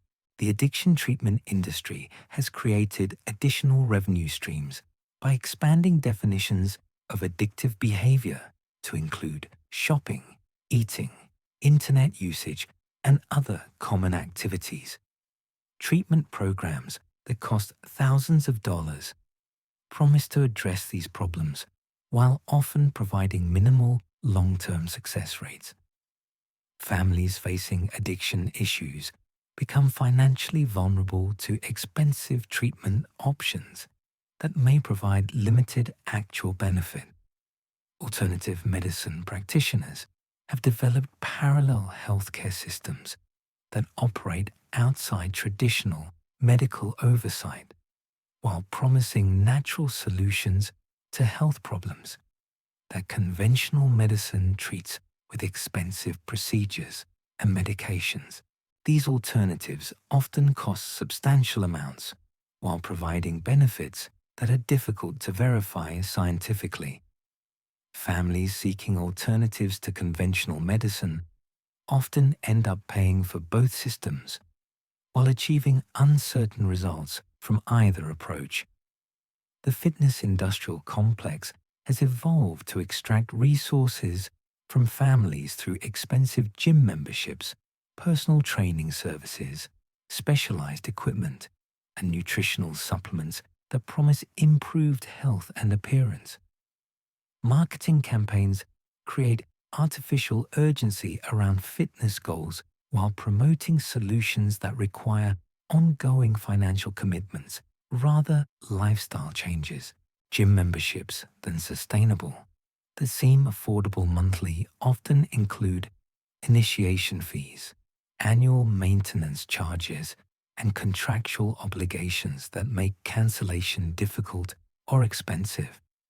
Personal training services charge premium hourly rates while often providing generic workout routines that clients could learn from books or online resources. Specialized fitness classes and programs create additional monthly expenses while promising results that depend primarily on individual effort rather than professional instruction. Home fitness equipment, marketed as convenient alternatives to gym memberships, often costs thousands of dollars while providing limited functionality compared to basic bodyweight exercises or outdoor activities. Exercise machines that promise revolutionary results typically end up as expensive clothes racks when initial enthusiasm fades and routine exercise becomes boring or inconvenient. Nutritional supplements represent another component of the fitness industry that generates substantial revenue while providing benefits that are often unnecessary for people eating balanced diets. Protein powders, vitamin supplements, and specialized nutrition products cost hundreds of dollars monthly while duplicating nutrients that are available from regular food at much lower costs. The beauty and personal care industry has expanded beyond basic hygiene to include expensive treatments, procedures, and products for every family member. Hair salons charge premium prices for services that families could perform at home with basic equipment and products. Skincare treatments promise anti-aging benefits while often providing temporary results that require ongoing maintenance to sustain. Cosmetic procedures have become mainstream through marketing campaigns that normalize surgical and non-surgical interventions for appearance enhancement. These procedures cost thousands of dollars while carrying medical risks and often requiring additional procedures to maintain results. Families spend substantial resources on appearance enhancement while often achieving minimal, lasting satisfaction from these interventions. Personal grooming services have multiplied beyond basic haircuts to include specialized treatments for men, women, and children that create ongoing monthly expenses. Nail salons, eyebrow threading, massage therapy, and other personal services become regular expenses that families consider necessary for maintaining appropriate appearances. The clothing and fashion industry operates through planned obsolescence and social pressure to ensure that families continuously replace functional clothing with new items that reflect current trends and seasonal changes. Children outgrow clothing before it wears out, while developing preferences for branded items that cost substantially more than generic alternatives providing functionality. School identical clothing requirements create additional expenses through dress codes that specify particular types of clothing, shoes, and accessories that families must purchase regardless of what they already own. Sports participation requires specialized clothing and equipment that often costs hundreds of dollars per child per season, while providing minimal reuse value for different activities or age groups. Professional clothing requirements for working adults create ongoing expenses as workplace expectations, seasonal changes, and style evolution make existing wardrobes seem outdated or inappropriate. The pressure to maintain professional appearances drives spending on clothing that serves primarily social signaling rather than practical protection or comfort. The social pressure around family appearances intensifies these clothing expenses by creating competition among families to display wealth and status through visible consumption. Designer clothing, luxury accessories, and fashionable items become markers of family success, while creating financial obligations that often exceed families' actual resources. The automotive industrial complex ensures that transportation costs continue growing throughout families' lives through safety regulations, social expectations, and practical requirements that make reliable transportation essential while making affordable transportation seem inadequate or unsafe. Vehicle safety ratings create pressure for families to purchase newer, larger, more expensive vehicles that promise better protection in accidents, while often providing marginal safety improvements over older, smaller, less expensive alternatives. The psychology of automotive safety makes cost considerations seem irresponsible when they involve potential risks to family members. Social expectations around vehicle ownership ensure that families feel pressure to maintain appearances through their transportation choices. Older vehicles or economy models become sources of embarrassment, while luxury vehicles become symbols of success that families feel compelled to display, regardless of their actual financial capacity. The complexity of modern vehicles makes maintenance and repair expensive, while often requiring specialized knowledge and equipment that prevent families from performing basic maintenance themselves. Routine maintenance that once cost hundreds of dollars now costs thousands, while unexpected repairs can easily exceed the value of older vehicles. Vehicle financing has evolved to make expensive vehicles seem affordable through extended loan terms that result in families owing more on their vehicles than they're worth, while making monthly payments that continue for 6 to 8 years. Gap insurance and extended warranties add additional costs while providing limited actual protection against financial loss. The insurance industry has developed automotive products that promise comprehensive coverage while including numerous exclusions, deductibles, and limitations that minimize actual protection while maximizing premium revenue. Families often discover that their insurance provides less coverage than expected when they need to file claims, while premium payments continue regardless of claims experience. The recreational vehicle industry has created additional automotive expenses through boats, motorcycles, ATVs, and other specialized vehicles that families purchase for occasional recreational use. These vehicles require insurance, maintenance, storage, and licensing, while often sitting unused for months at a time.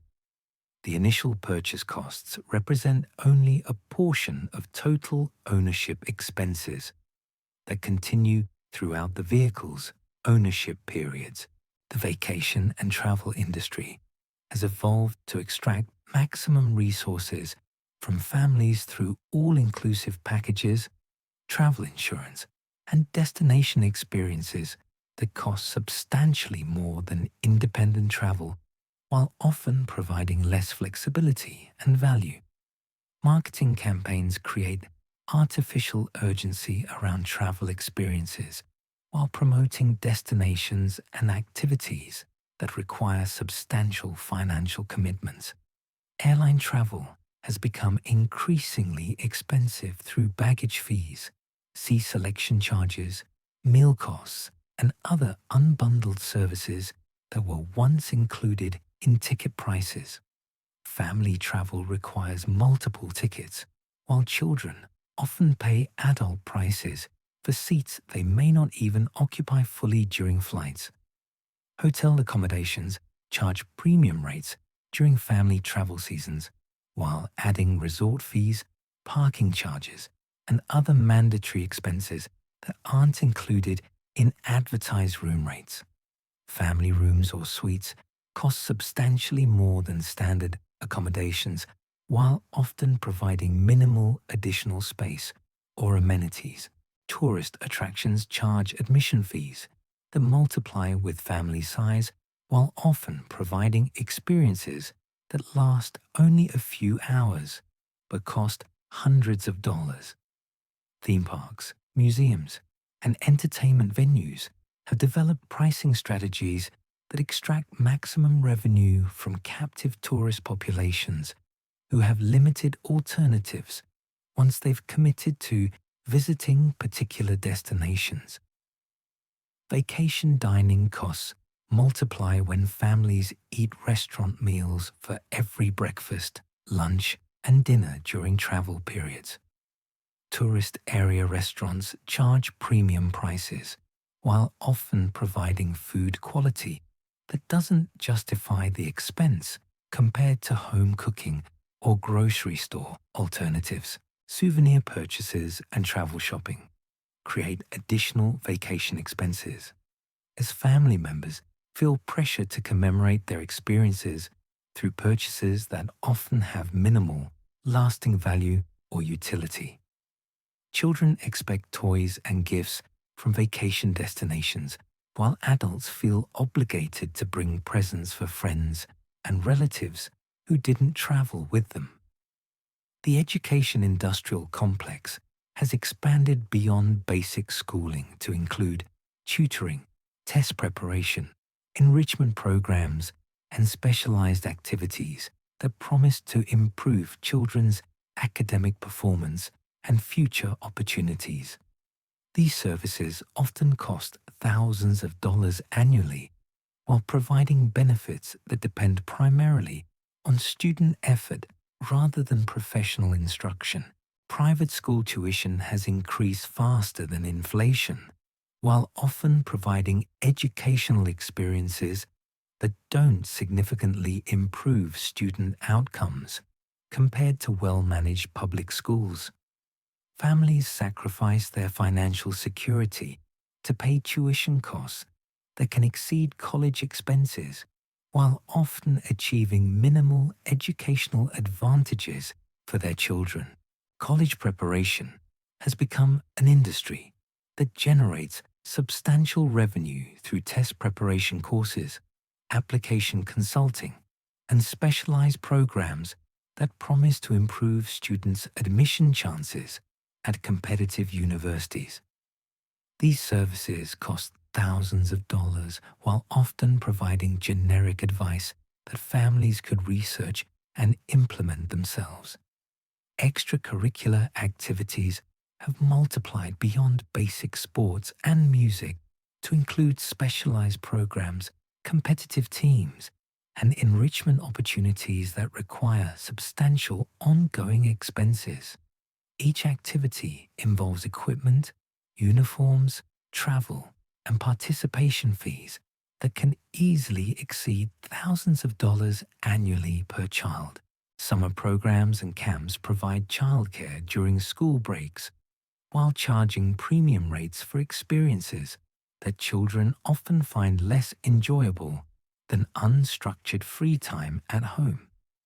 Academic camps, sports camps, and specialty programs cost thousands of dollars for a few weeks of supervised activity that provides questionable long-term benefits. Educational technology has created additional expenses through devices, software, and online services that schools require or recommend for student success.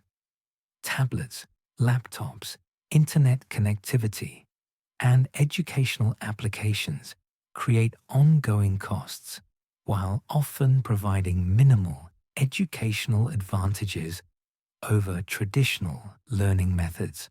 The childcare industry has evolved to extract maximum resources from working families through daycare centers, after-school programs, and summer care that often cost more than college tuition, while providing basic supervision rather than educational or developmental benefits. The limited availability of quality childcare creates sellers' markets where providers can charge premium rates while offering minimal flexibility or additional services. Babysitting and occasional childcare have become expensive services that charge hourly rates equivalent to professional wages, while often providing minimal supervision or engagement with children. Date nights and occasional adult activities become expensive luxuries that many families cannot afford regularly due to childcare costs. Nanny services and in-home childcare cost even more while creating employment relationships that involve tax obligations, insurance requirements, and potential legal complications that add complexity and expense beyond basic childcare wages. The toy and entertainment industry has developed marketing strategies that create constant demand for new products while making existing toys seem outdated or inadequate. Children develop preferences for expensive branded toys that provide minimal additional play value compared to generic alternatives, while often breaking or becoming boring quickly after purchase. Video games and electronic entertainment create ongoing expenses through hardware purchases, software costs, and subscription services that promise unlimited entertainment while often providing addictive experiences that don't contribute to children's development or education. Birthday parties and celebrations have evolved into expensive productions that require substantial planning and financial investment, while creating pressure for families to match or exceed the entertainment levels provided by other families in their social circles. Children develop expectations for elaborate celebrations that cost hundreds or thousands of dollars for single events. The pet industry has expanded beyond basic animal care to include expensive veterinary procedures, premium food products, grooming services, and pet insurance that often cost more than healthcare for family members. Pets that were once low-maintenance companions have become family members that require ongoing financial commitments that can easily exceed thousands of dollars annually. Veterinary medicine has evolved to include expensive diagnostic procedures, surgical interventions, and ongoing treatments that rival human healthcare in complexity and cost. Pet owners face emotional manipulation similar to family healthcare decisions when veterinarians recommend expensive procedures that may provide minimal benefit to animal welfare. Pet food has become a premium product category with specialized diets, organic ingredients, and breed-specific formulations that cost substantially more than basic nutrition, while often providing minimal health advantages over generic alternatives. Pet owners often spend more per pound on animal food than they spend on their own nutrition. Pet grooming services, boarding facilities, and pet sitting services create additional ongoing expenses when families travel or need temporary animal care. These services charge rates that often exceed childcare costs while providing basic supervision for animals that could often manage independently with minimal attention.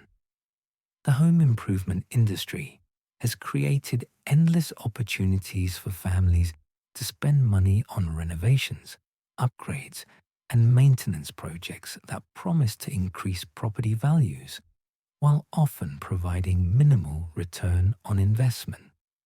Marketing campaigns create artificial urgency around home improvement projects while promoting solutions that require professional installation and ongoing maintenance.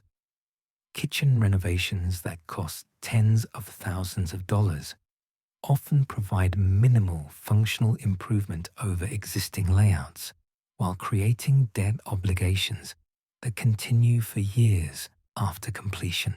Bathroom remodeling projects similarly cost substantial amounts, while often addressing cosmetic rather than functional issues. Flooring, painting, and decorative improvements create ongoing expenses as families feel pressure to maintain current styles and appearances. These improvements often require professional installation while providing temporary aesthetic benefits that become outdated as styles change over time. Landscaping and outdoor improvements create additional expenses through plant purchases, irrigation systems, and maintenance requirements that continue throughout property ownership periods. Professional landscaping services charge premium rates while often providing designs that require ongoing care and replacement to maintain appearances. The home security industry preys on family safety concerns through expensive monitoring services, equipment installations, and maintenance contracts that promise protection while often providing minimal actual security improvement over basic precautions and awareness. Security system monitoring charges monthly fees that continue indefinitely while often providing false alarms more frequently than genuine security alerts. Equipment installations require substantial upfront investments while creating ongoing maintenance and upgrade requirements that add to total system costs. The legal services industry has evolved to create revenue opportunities from routine family activities through document preparation, consultation services, and representation that families once handled independently or through simple forms and procedures. Estate planning services generate substantial fees for document preparation that often involves standard forms and boilerplate language that provides minimal customization for individual family circumstances.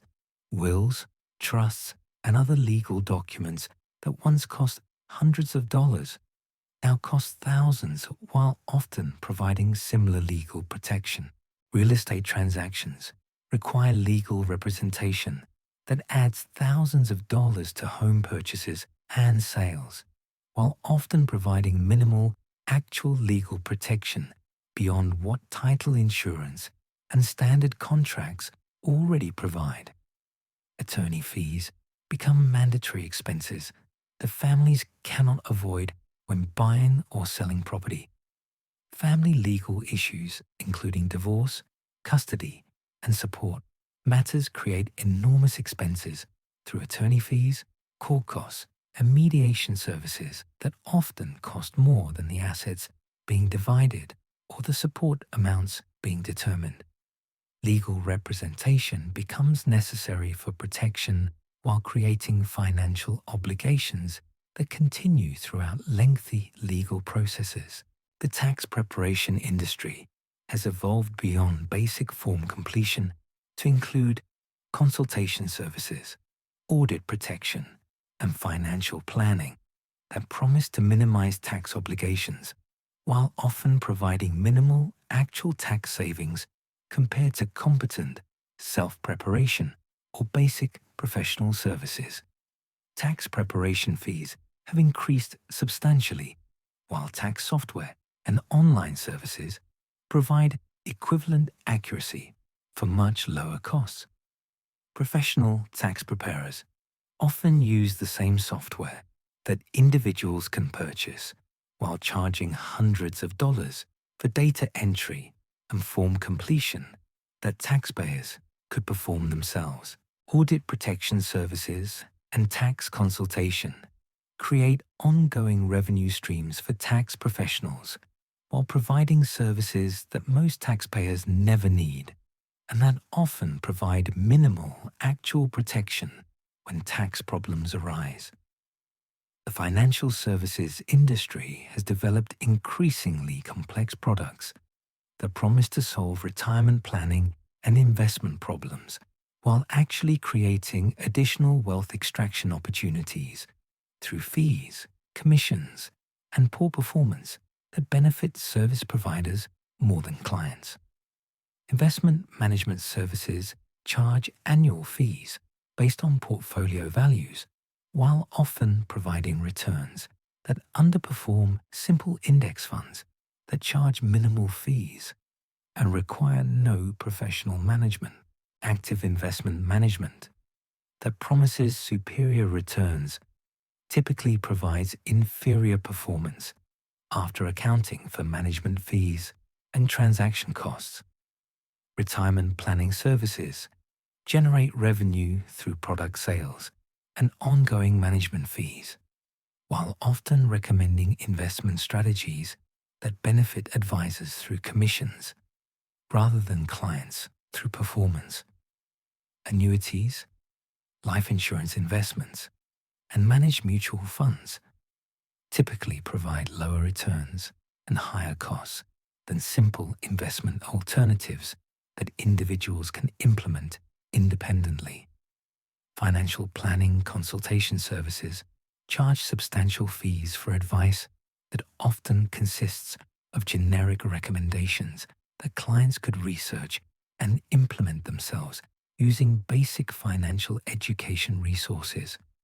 Comprehensive financial plans that cost thousands of dollars often provide information that's available through free resources while creating ongoing service relationships that generate additional revenue for planners.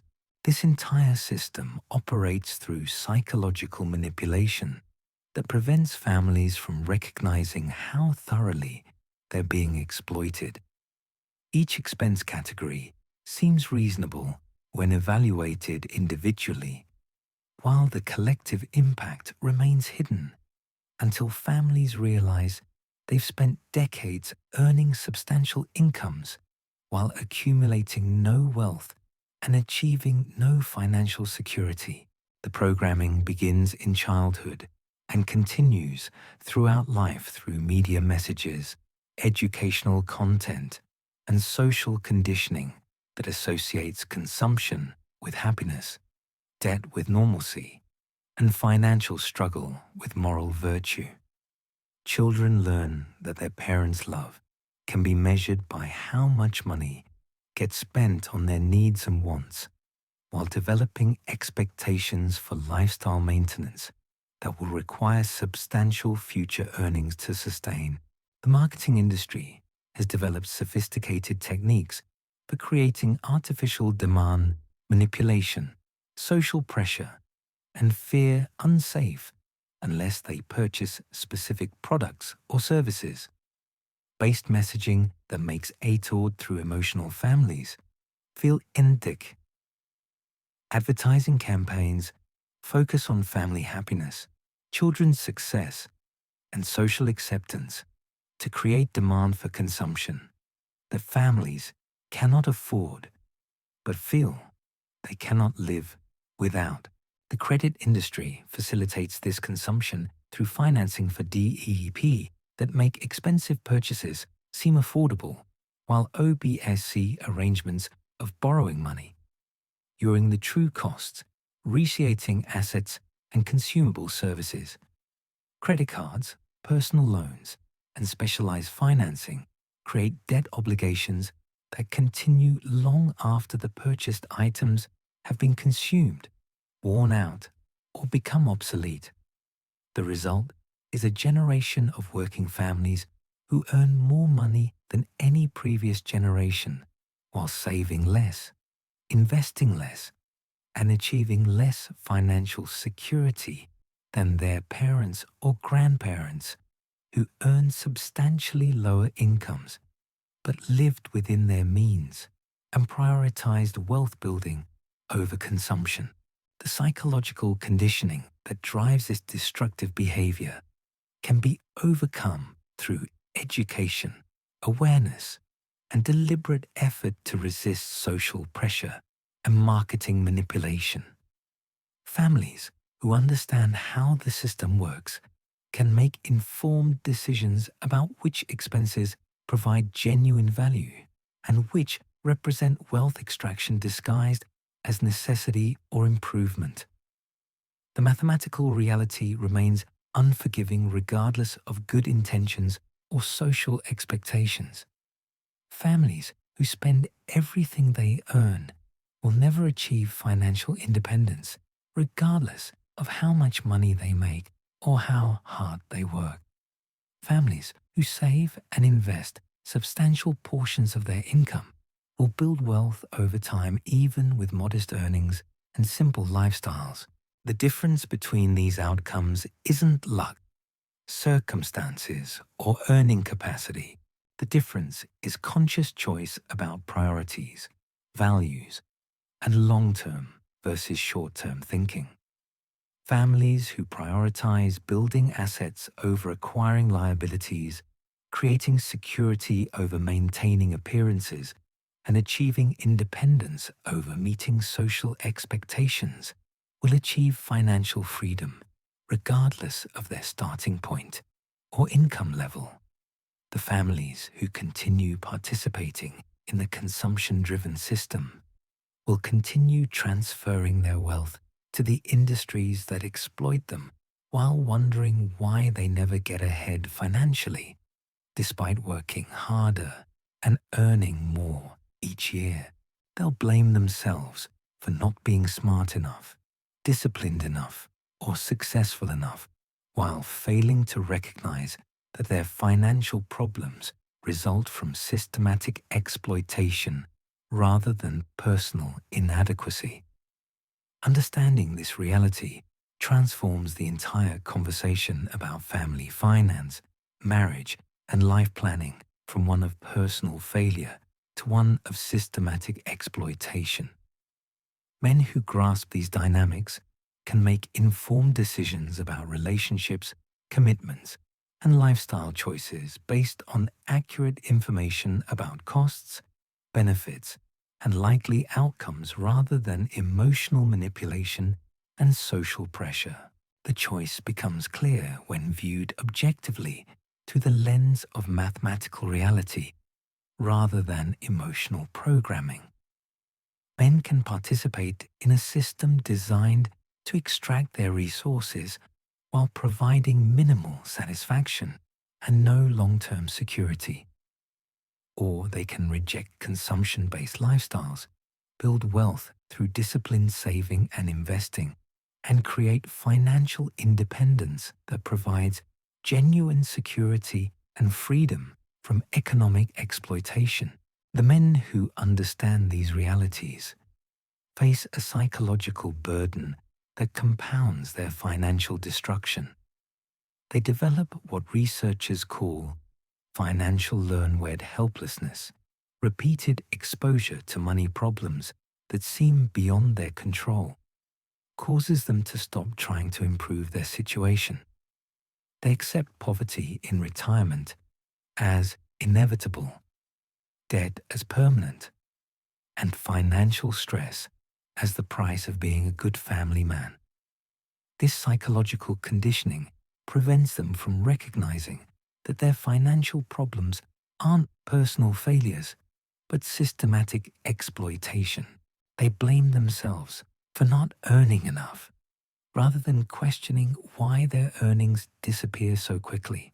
They feel financial guilty about wanting security for themselves, then recognizing that their family's long-term stability depends on their economic independence. The shame spiral becomes self-reinforcing as men internalize messages about their inadequacy as providers. They work overtime to generate more income, only to watch it get absorbed by ever-expanding family expenses. They take second jobs to cover debt payments created by previous attempts to satisfy family needs.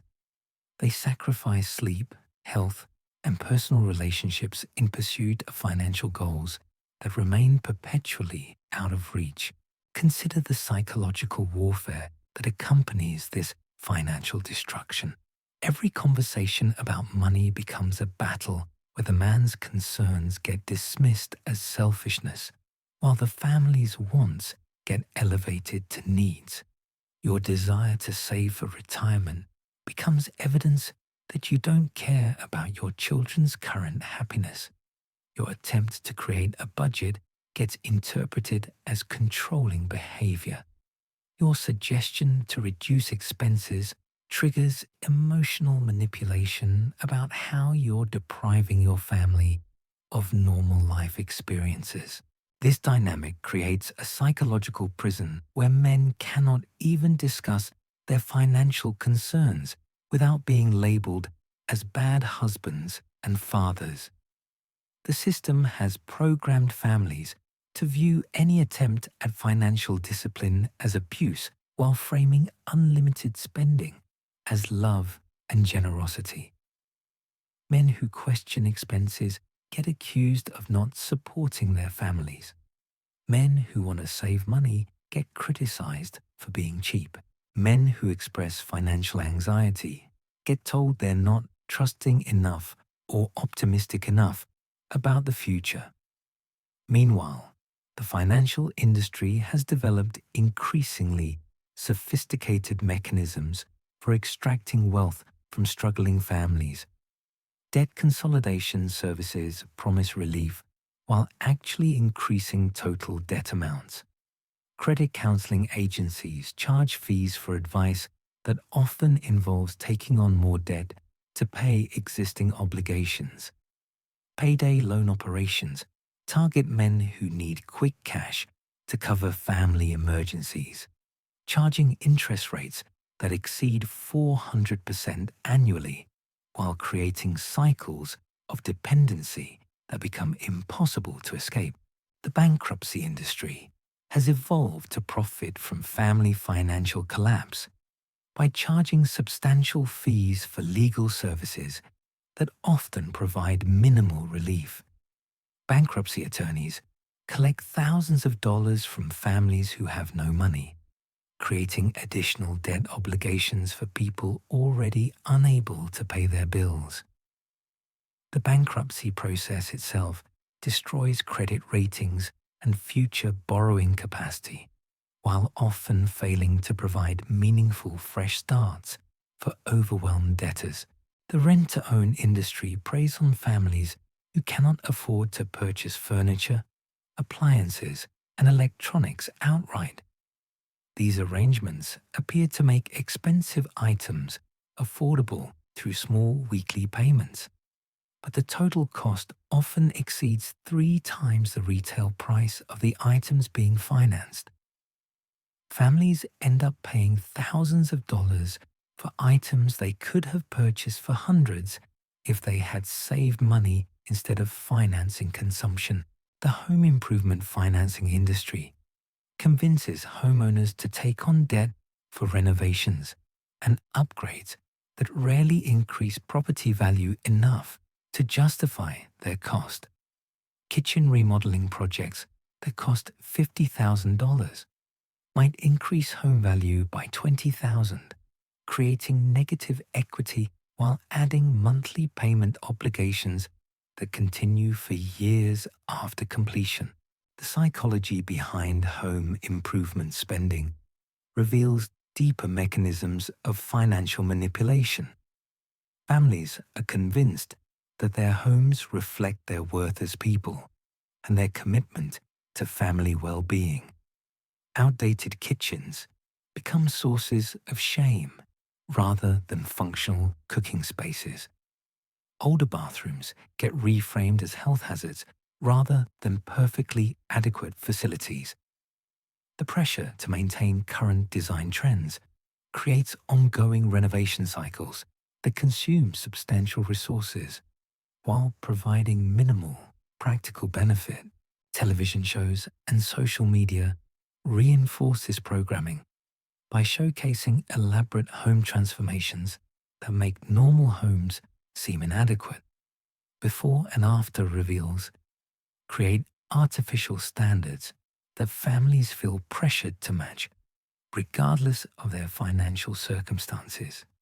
The message becomes clear that loving families invest in creating beautiful homes, while neglectful families accept mediocrity and outdated features. The credit repair industry promises to improve credit scores and remove negative information from credit reports through expensive monthly services that rarely deliver promised results.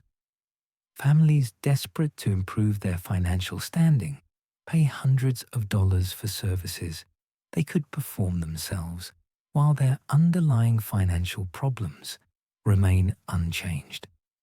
These services often create additional financial obligations while providing minimal actual improvement in credit worthiness.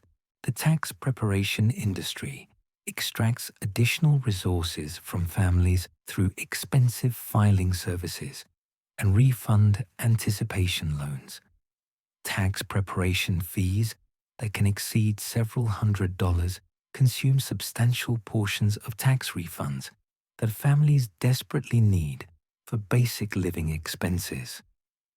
Refund anticipation loans charge high interest rates for advancing refunds a few days earlier than direct deposit would provide, turning tax season into another opportunity for wealth extraction.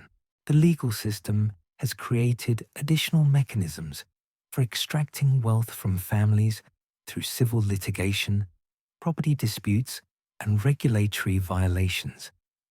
Families facing legal challenges often pay thousands of dollars in attorney fees regardless of case outcomes. The complexity of modern law makes self-representation nearly impossible, while legal representation remains prohibitively expensive for most families dealing with routine legal matters. The healthcare administrative system adds another layer of wealth extraction through billing practices designed to maximize revenue rather than provide transparent pricing.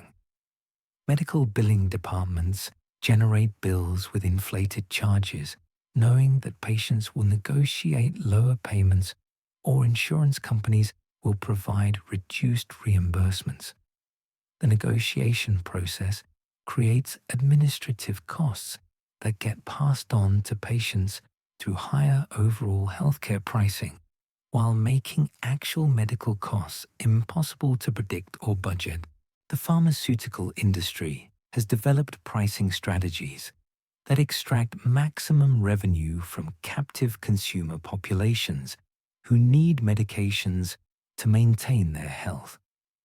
Patent protections prevent generic competition, while marketing campaigns create demand for expensive branded medications that may provide minimal benefits over cheaper alternatives. Insurance formularies limit coverage for generic medications while encouraging use of expensive brand-name drugs that generate higher profits for pharmaceutical companies. The dental industry operates largely outside insurance coverage systems, creating direct payment obligations for families who need routine and emergency dental care. Dental procedures that insurance considers cosmetic or optional often become necessary for maintaining health and social acceptance, creating substantial out-of-pocket expenses that families struggle to afford, while dental emergencies create urgent financial crises.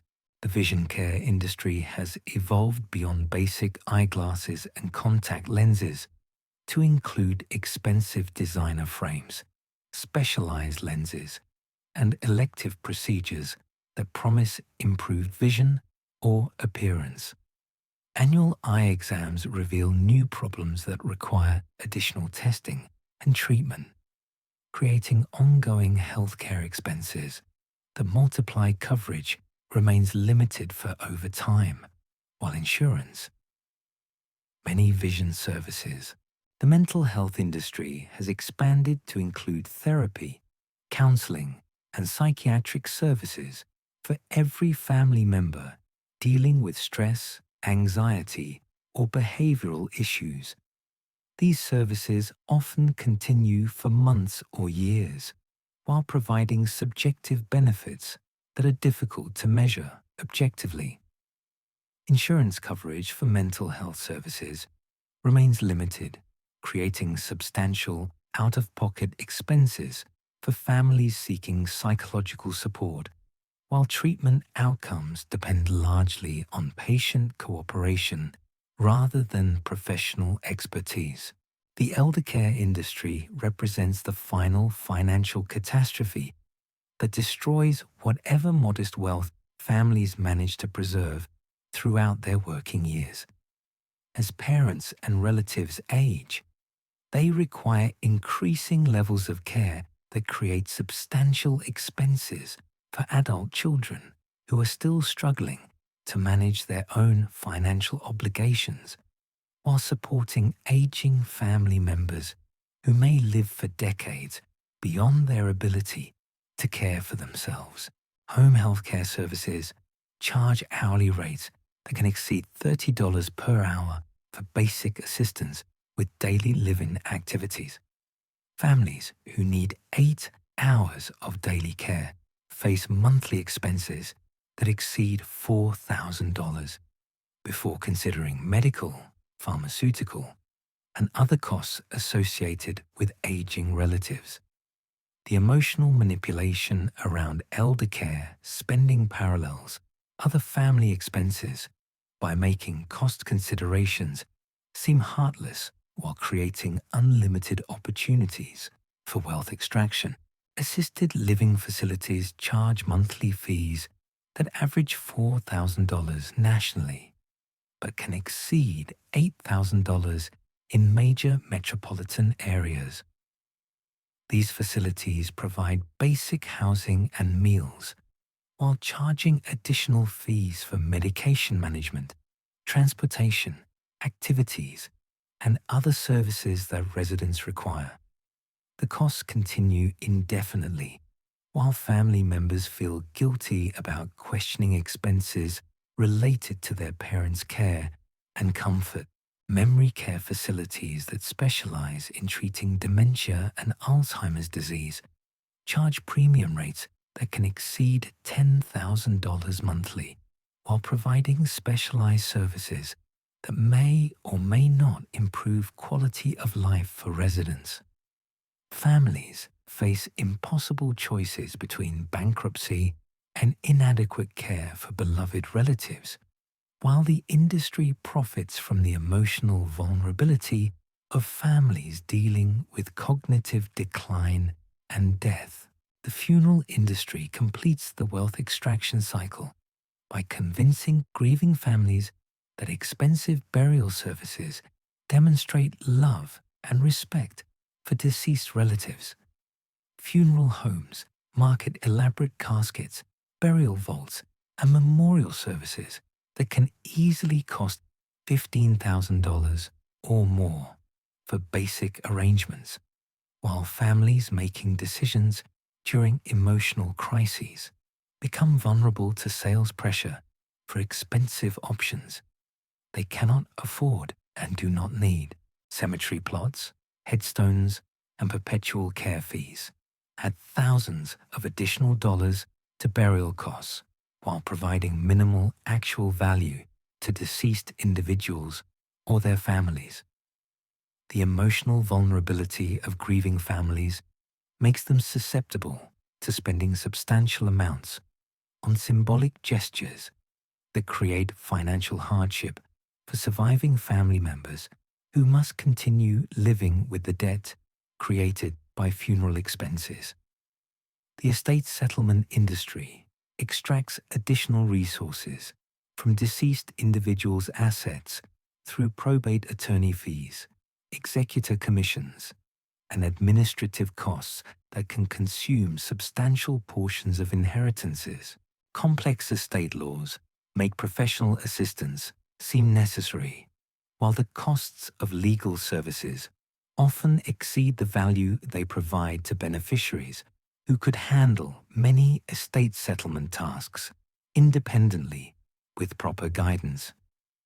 This comprehensive system of wealth extraction operates through psychological manipulation that makes recognition of the exploitation nearly impossible. Each expense category appears reasonable when evaluated individually, but collectively, they represent a systematic transfer of resources from working families to corporate profit centers that provide minimal actual value in return, while creating financial obligations that continue throughout families' lives. The programming that enables this exploitation begins in childhood and continues throughout people's lives through media messages, educational content, and social conditioning. Children learn to associate consumption with happiness, debt with normalcy, and financial struggle with moral virtue. They develop beliefs that working harder will create financial security, even when evidence clearly demonstrates that increased earnings get consumed by increased expenses that expand faster than income growth. The marketing industry has developed sophisticated techniques for creating artificial demand through emotional manipulation and social pressure. Advertising campaigns associate products and services with family happiness, social acceptance, and personal success, while obscuring actual costs and alternatives that would better serve consumers' interests. The constant bombardment of marketing messages creates artificial needs that feel genuine, while driving consumption that serves corporate profits rather than family welfare. The credit industry has evolved to make debt seem normal and beneficial, while obscuring the true costs of borrowing money for consumption purposes. Credit cards, marketed as convenience tools, become permanent debt instruments that charge high interest rates while providing minimal actual benefits to users. Promotional interest rates that increase substantially after introductory periods trap consumers in cycles of debt transfer and accumulating charges that become impossible to escape. The financial services industry has developed complex products that appear to provide security and growth while actually extracting wealth through fees, commissions, and poor performance. Investment products with hidden costs and complicated terms get marketed to consumers who lack the expertise to evaluate their actual value compared to simple alternatives that would provide better returns at lower costs. The insurance industry has created products that promise protection while providing minimal coverage and maximum profit extraction. Policies with numerous exclusions, limitations, and conditions ensure that claims get denied while premium payments continue indefinitely. Complex policy terms make it nearly impossible for consumers to understand what coverage they actually have until they need to file claims and discover their protection is inadequate. The result is a population of working families who earn more money than any previous generation, while accumulating less wealth and achieving less financial security. They've been conditioned to sacrifice their futures for current consumption, while believing that this behavior represents responsibility and success.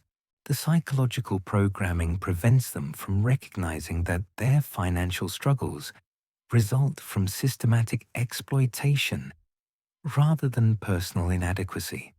The families who recognize this system and choose to live differently often face social pressure and criticism for their unconventional choices.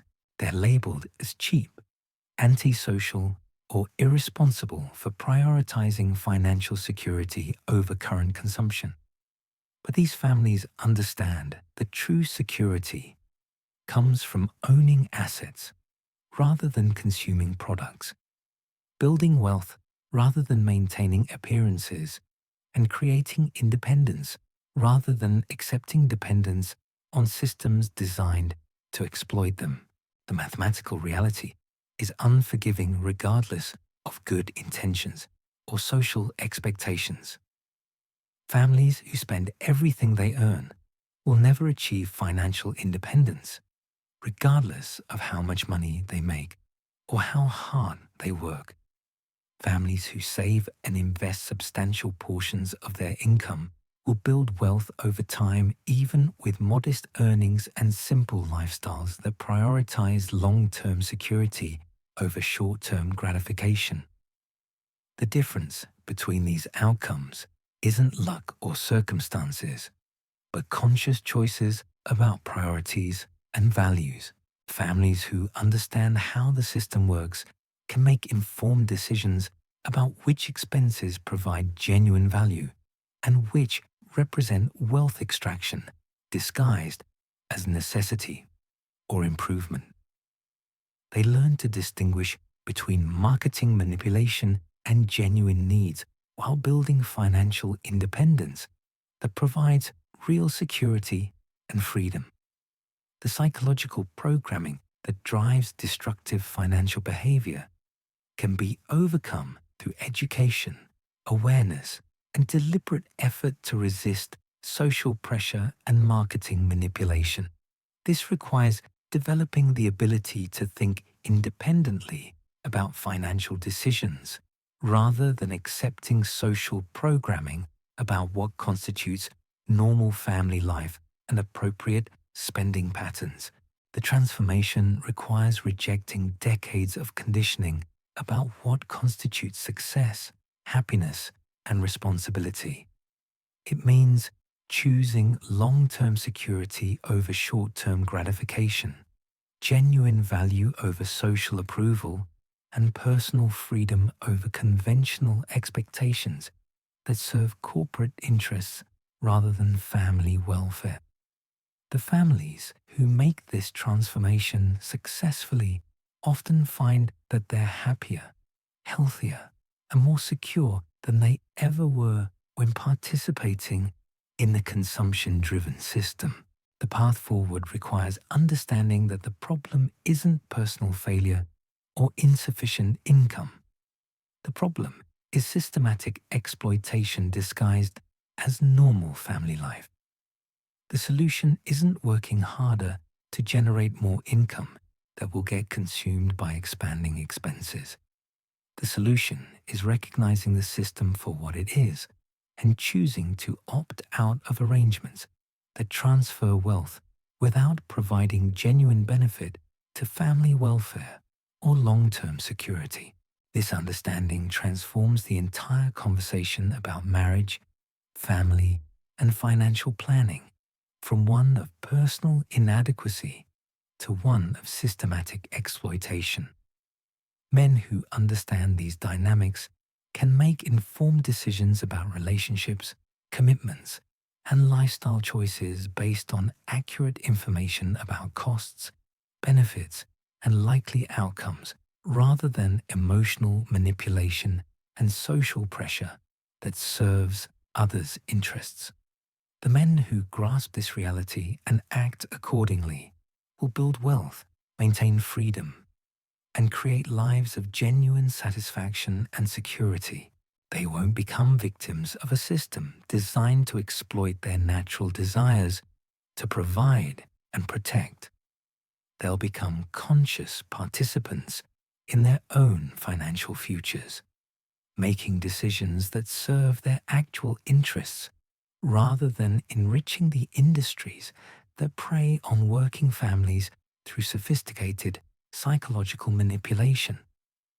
The men who refuse to see this reality will continue funding their own destruction while convincing themselves they're being responsible providers. They'll work themselves into early graves while their families develop increasingly expensive tastes that guarantee permanent financial servitude. They'll sacrifice their health, their dreams, and their futures for the illusion of being good husbands and fathers while the system extracts every dollar they can, their working produce throughout lives.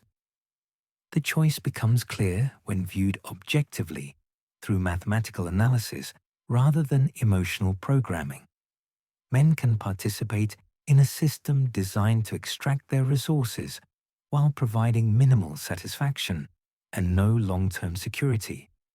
Or they can reject consumption-based lifestyles, build wealth through disciplined saving and investing, and create financial independence that provides genuine security and freedom from economic exploitation disguised as family responsibility. The evidence is overwhelming, and the mathematics are clear.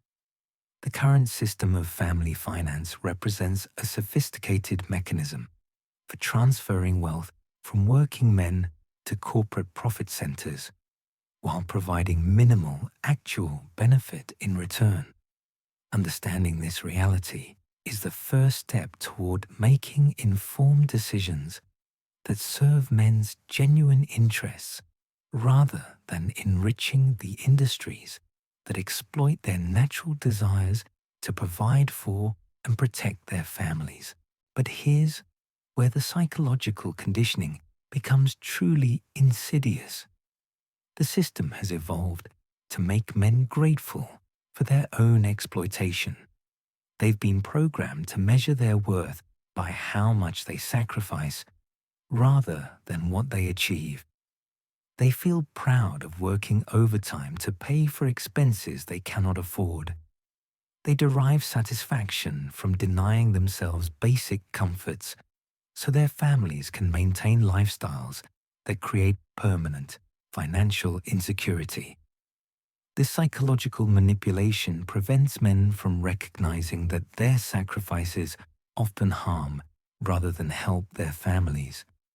Children who grow up with expensive tastes and high expectations struggle to achieve financial independence as adults. Wives who become accustomed to being provided for without contributing financially often lack the skills and motivation to support themselves if circumstances change. Families that prioritize current consumption over wealth building create generational cycles of financial instability and dependence. The system succeeds because it exploits men's deepest psychological needs for purpose, respect, and significance. Men who cannot find meaning through personal achievement and independence seek and service. They become willing meaning through sacrifice participants in their own financial destruction, because the alternative feels fish and meaning sellers. The programming convinces them that their value as men depends on how much they give up rather than what they build or accomplish. This creates a psychological trap where men cannot escape their financial exploitation without feeling like they're abandoning their families and betraying their values. They remain trapped not by external force, but by internal programming that makes financial independence seem selfish, while financial sacrifice seems noble. The system has turned their greatest strengths against them, using their capacity for loyalty and commitment as weapons for their own destruction. The most devastating aspect of this psychological conditioning is how it prevents men from seeing the obvious mathematical reality of their situation. They'll spend 40 years earning $2 million in total income while accumulating zero wealth, because every dollar gets immediately allocated to family expenses that provide no lasting value. Meanwhile, their single friends invest that same money and retire as millionaires at 55. But when you point out these numbers to a married man, he'll defend his poverty as evidence of his character. He'll tell you that his sacrifices created happy memories for his children. He'll insist that providing experiences matters more than building assets. He'll argue that you can't put a price on family happiness while standing in the driveway of a house he'll never own, holding keys to cars he can't afford, wearing clothes he bought on credit. The system has programmed him to view his financial destruction as a moral victory. Every dollar he loses becomes proof of his love. Every opportunity he sacrifices becomes evidence of his commitment. Every dream he abandons becomes demonstration of his responsibility. The more thoroughly he's exploited, the better man he believes himself to be. This is why financial education means nothing to married men. You can show them compound interest calculations until you're blue in the face. You can explain opportunity costs with charts and graphs. You can demonstrate how their spending patterns guarantee lifelong poverty. None of it matters because they're not making financial decisions. They're making emotional decisions justified through financial rationalization. The credit card debt that keeps growing month after month isn't a mathematical problem to be solved. It's evidence that he's providing for his family's needs. The retirement account that sits empty year after year isn't a planning failure. It's proof that he prioritizes his family's current happiness over his own future security. The paycheck that disappears before he sees it isn't income. It's a resource allocation system where everyone else's needs get met first. This psychological framework makes him feel good about financial decisions that destroy his future. He derives satisfaction from working extra hours to pay for vacation expenses he can't afford. He feels proud when he takes on debt to fund his children's activities. He experiences emotional reward when he sacrifices his own wants to satisfy his family's demands. The system has created a perfect feedback loop where financial destruction generates psychological satisfaction. The worse his financial situation becomes, the more noble he feels about his sacrifices. The deeper in debt he goes, the more evidence he has of his commitment to family.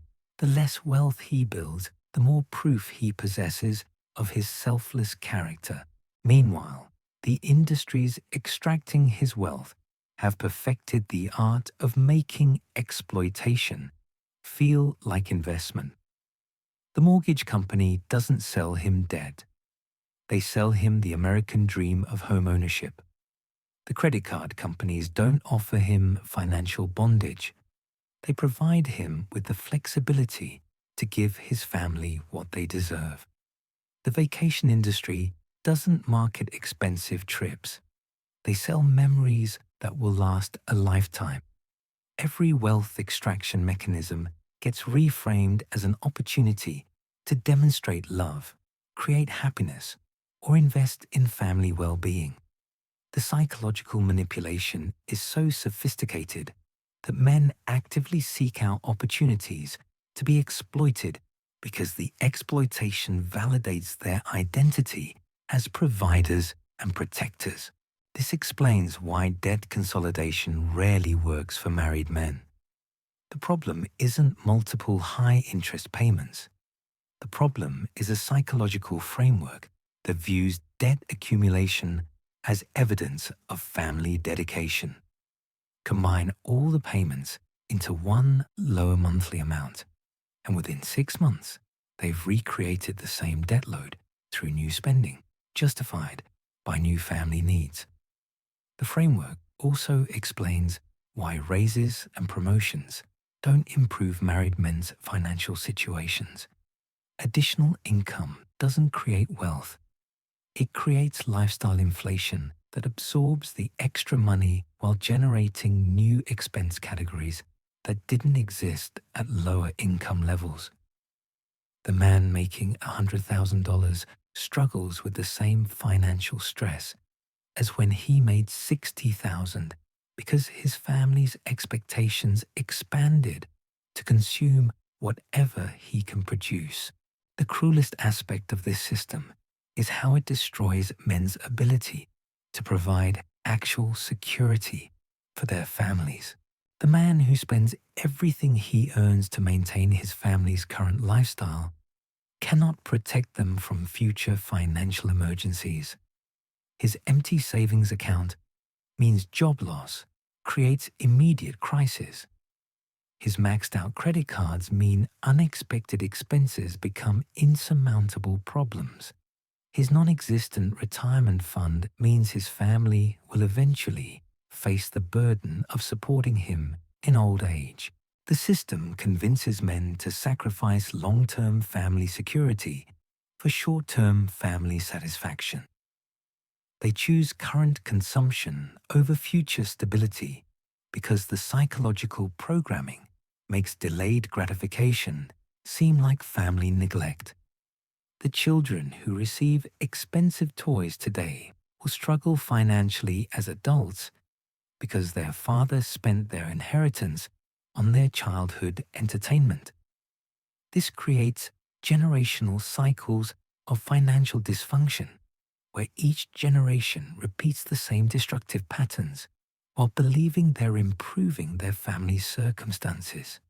Sons watch their fathers work themselves into early graves while accumulating no wealth, then repeat the identical behaviors with their own families because that's what good men do. The daughters learn that men exist to provide resources while women exist to consume them. They develop expensive tastes and high expectations that guarantee they'll seek out men willing to fund lifestyles they cannot afford. They become partners in the wealth extraction system, unconsciously selecting mates based on their capacity to generate income rather than their to build lasting prosperity.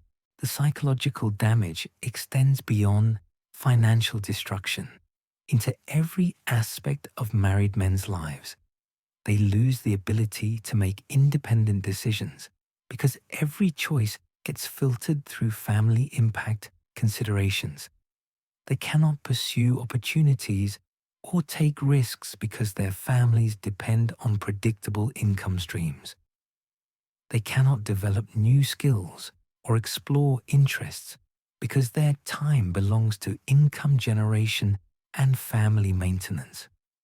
This creates what researchers call identity foreclosure, where men stop developing as individuals and become entirely defined by their roles as providers.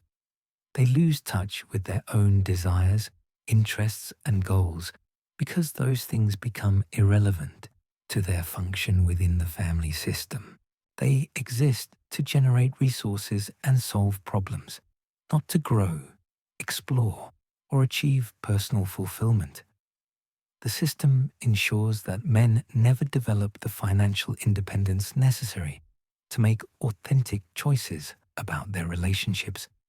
They cannot leave unsatisfying marriages because they lack the resources to support themselves independently. They cannot negotiate better terms because their families hold economic power through their dependence on the resources he generates. They become trapped by their own success in fulfilling the provider role. The numbers don't lie, and the pattern is clear. Marriage as currently structured represents the most sophisticated wealth extraction system ever designed to target successful men. Every mechanism works in perfect coordination to ensure maximum resource transfer while preventing recognition or resistance. The psychological programming, the social pressure, the legal framework, and the financial industry all collaborate to create a trap so effective that men willingly participate in their own economic destruction while feeling noble about the process. Understanding this reality is the first step toward protecting yourself from complete financial devastation. The choice is yours. You can continue participating in a system designed to extract every dollar you'll ever earn while providing no lasting security, or you can reject the programming, build genuine wealth, and create the financial freedom that allows you to choose relationships based on mutual benefit rather than legal obligation. The men who grasp these truths and act accordingly will build lasting prosperity and maintain their independence. The men who ignore this warning will work until they die, wondering where their lives went wrong.